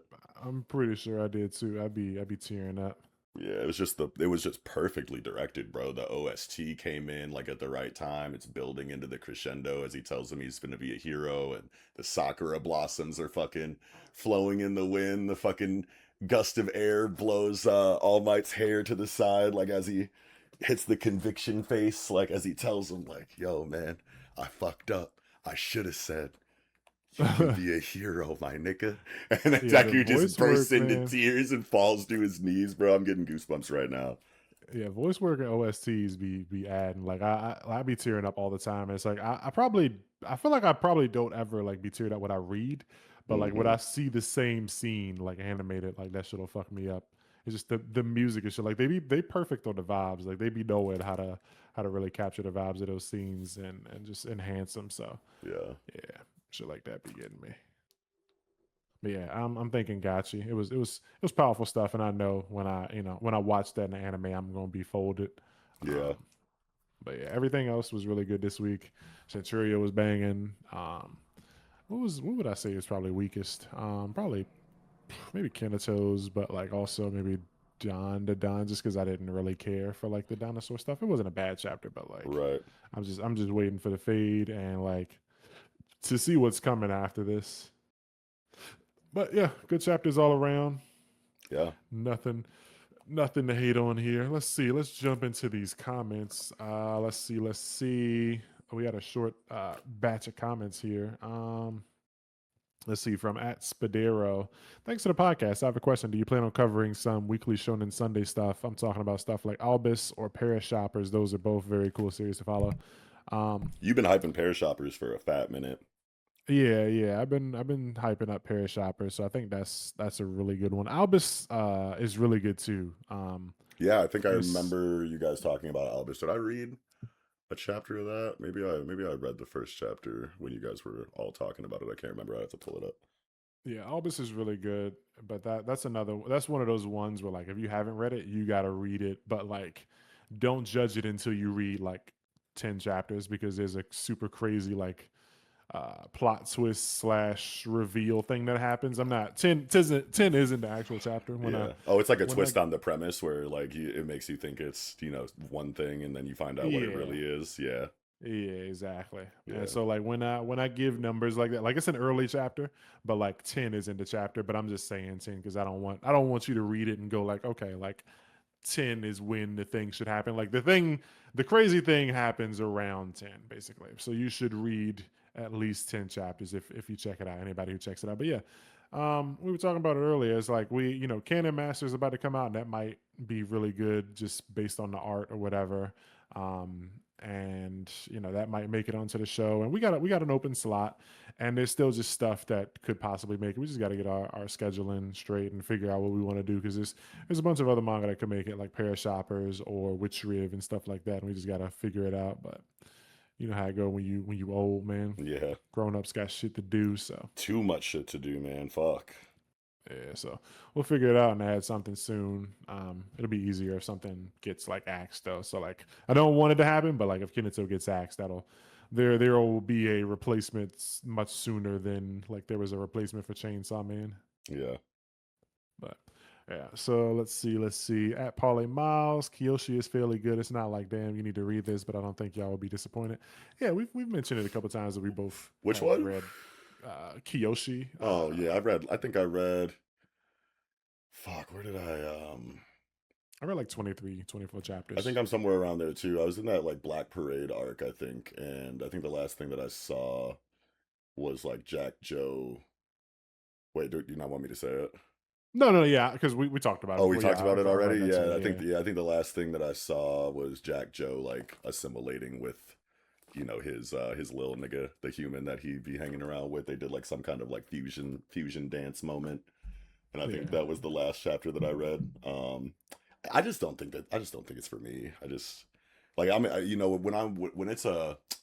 it's like a really big like climactic like arc like where like crazy shit is going down and it's like a almost like a war arc or something like that and I put it down, that's a huge tell for me that I was never really rocking with that shit. And I was just kind of going with the motions and then hit a point where I ran out of steam and just didn't feel a need to come back to it. It just doesn't do it for me personally, but yeah. For yeah. me, I was like, I tend to like stop reading things when I feel like they're gonna end in like 5 weeks. So like, it was at a point where I was like, yeah, this is gonna be done, and then like I stopped reading it, and I was like, maybe I'll come back to it, and then it just kept going for 50 more chapters. So it's like I'll probably get back to it at some point. It's just there's always so much shit to do. Like I haven't made a video on my personal channel in 3 months. And I'm just there's videos I want to make, and there's manga I want to read, and then there's just video games that just keep coming out, and then there's just regular everyday life shit. Like my wife just got our uh, our floors in the bathroom redone in this house because we moved from our house next door. If we're doing real estate or whatever. So she's got the floors done here, and the countertops in the kitchen, and I had to do the fucking plumbing. I had to like get the plumbing set up in the kitchen and get the sink working again, and I had to fucking install the toilets, which I've never done. I'm not a plumber. I have no plumbing experience, but fucking YouTube, baby. We Yeah. kept trying to get plumbers to come and do it, but they wanted to charge like $300 to put the toilets on it. We're like, no, we're Oh not gonna do that. no. And then Yeah. I just fucking did it, and it worked. But it's just a bunch of shit like that been going on for me. So it's like between video games, FOMO. There's so many games coming out. Like I'm playing Destiny, I'm playing World of Warcraft, I'm playing Zenless Zone Zero, and then there's just more games coming out. Like I think next week, Adventures of Elliot is coming out, and then there's just so much. Like a new season of Zenless is coming out this week. A new season of Zenless is coming out, and a new like patch is coming out in World of Warcraft. And Mm-hmm. last week, Destiny did its final update. So it's like I'm in a constant state of like I gotta play this game, Mm-hmm. and it sucks my time up. Plus like the new Dungeon Crawler Carl book came out like last month, so I Oh just right, so finished you like had to get on yeah. that. Yeah, so it's like I just haven't had time to like do shit because it's like if I'm not doing any of those things like hobbies, I'm fucking working or like doing something that my wife want me to do. So I just gotta find the time again to make videos and then just read more manga because Mm-hmm. I've been missing out. Doom scroll dead ass. Doom scrolling will kill like Bro, the Doom at, Scroll is at least crazy. at least 2 to 3 hours of my day is spent doom scrolling, and it's super annoying because it's like I'm not doing anything productive. It's like I'm wasting time, and there's actual things that I want to do, like in games. I'm not even like doing the video game. Like I'm just Yeah. scrolling on Twitter and getting annoyed and pissed Yeah. off. So it's like we got to cut back on fucking screen time for I'm stupid really ass starting shit. to feel the negative effects of the doom scroll, bro. Like there's been so many days, especially like in the last like month, where like I'll tell myself like, okay, I'm gonna wake up at this time. I'm gonna fucking go get in the gym. I'm gonna, I'm gonna do this, I'm gonna do that. Before I go to work, I'm gonna get all this shit done. And then before I know it, like the doom scroll brings me like right to when I need to start getting ready for work and I haven't done anything productive. And I'm Yeah. just like, oh my God, I have a serious problem actually. Yeah, it's like you spend all that time doom scrolling, then you get behind on like cooking, and Yeah. you start cooking, and now it's like, well, shit, now I can't play the game. You in your head, you like, I'm gonna get all these things done. I had a week off. I took the entire week off this week, and I got a few things done, but I didn't spend nearly as much time on things that I wanted to do because I just spent so much time just looking at Twitter and just Yeah. looking at stupid ass shit. It's like, bro, That's the we gotta worst, cut bro. back. Hmm. Yeah. So but yeah, that was a little tangent. Uh, That comment was about Kiyoshi and just how we just ain't got time for stuff. yeah. But yeah, return of the so, at Parlay Miles again. Return of the Talk Tua. So silly Yo. guys. So I not many forgot all comments. about that shit, bro. That's the name of Shorty's podcast. Who's like the Hawk Tuah girl. They made her famous and she started a podcast. Yeah, they need to stop giving people microphones. No, seriously, bro. Like, how many episodes did that have? Like 3, and then like everyone stopped talking about her.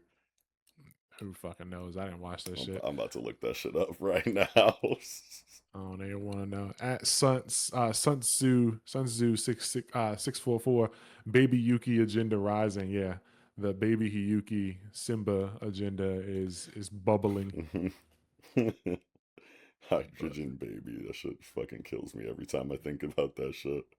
yeah, did you see the volume cover for Ichi the Witch just came out, and it's Minerva and Chrono Weaver together. What? I Yeah, it's have pretty not cool. seen it. Yeah, it came out a couple hours ago. Hell yeah. Let's see. All right, I think that's going to do it for comments. We can roll on into the outro. So that's going to do it, baby girls. Thank y'all for watching. This was Shonen Pulse, episode 64. We cover a bunch of manga, but you already knew that. Hit the links, man. We got comment sections for you to comment in. We got like buttons for you to like. We got share buttons for you to share. Hype buttons. We got Discord links for you to join. We got memberships and stuff like that, Patreons and all that. I think Traffy sent a text and said he uploaded a bunch of our episodes to Spotify. Some people were asking about the Spotify um, episodes or whatever a couple days ago or a week ago. So should be coming out on Spotify every day or something like that. He said Hell yeah. until like the 21st or something like that. So yeah, if you're a Spotify homie, shout out to you, baby. You Rare on there? Traffy W. Yeah, Traffy dubs always feels good. Shout out to Traffy. Going through some life stuff, but He'll be alright. yeah, he'll be all right. But I think that's gonna do it, man. Thank y'all for watching, and let us know what you thought, and love you. Holla. Holla.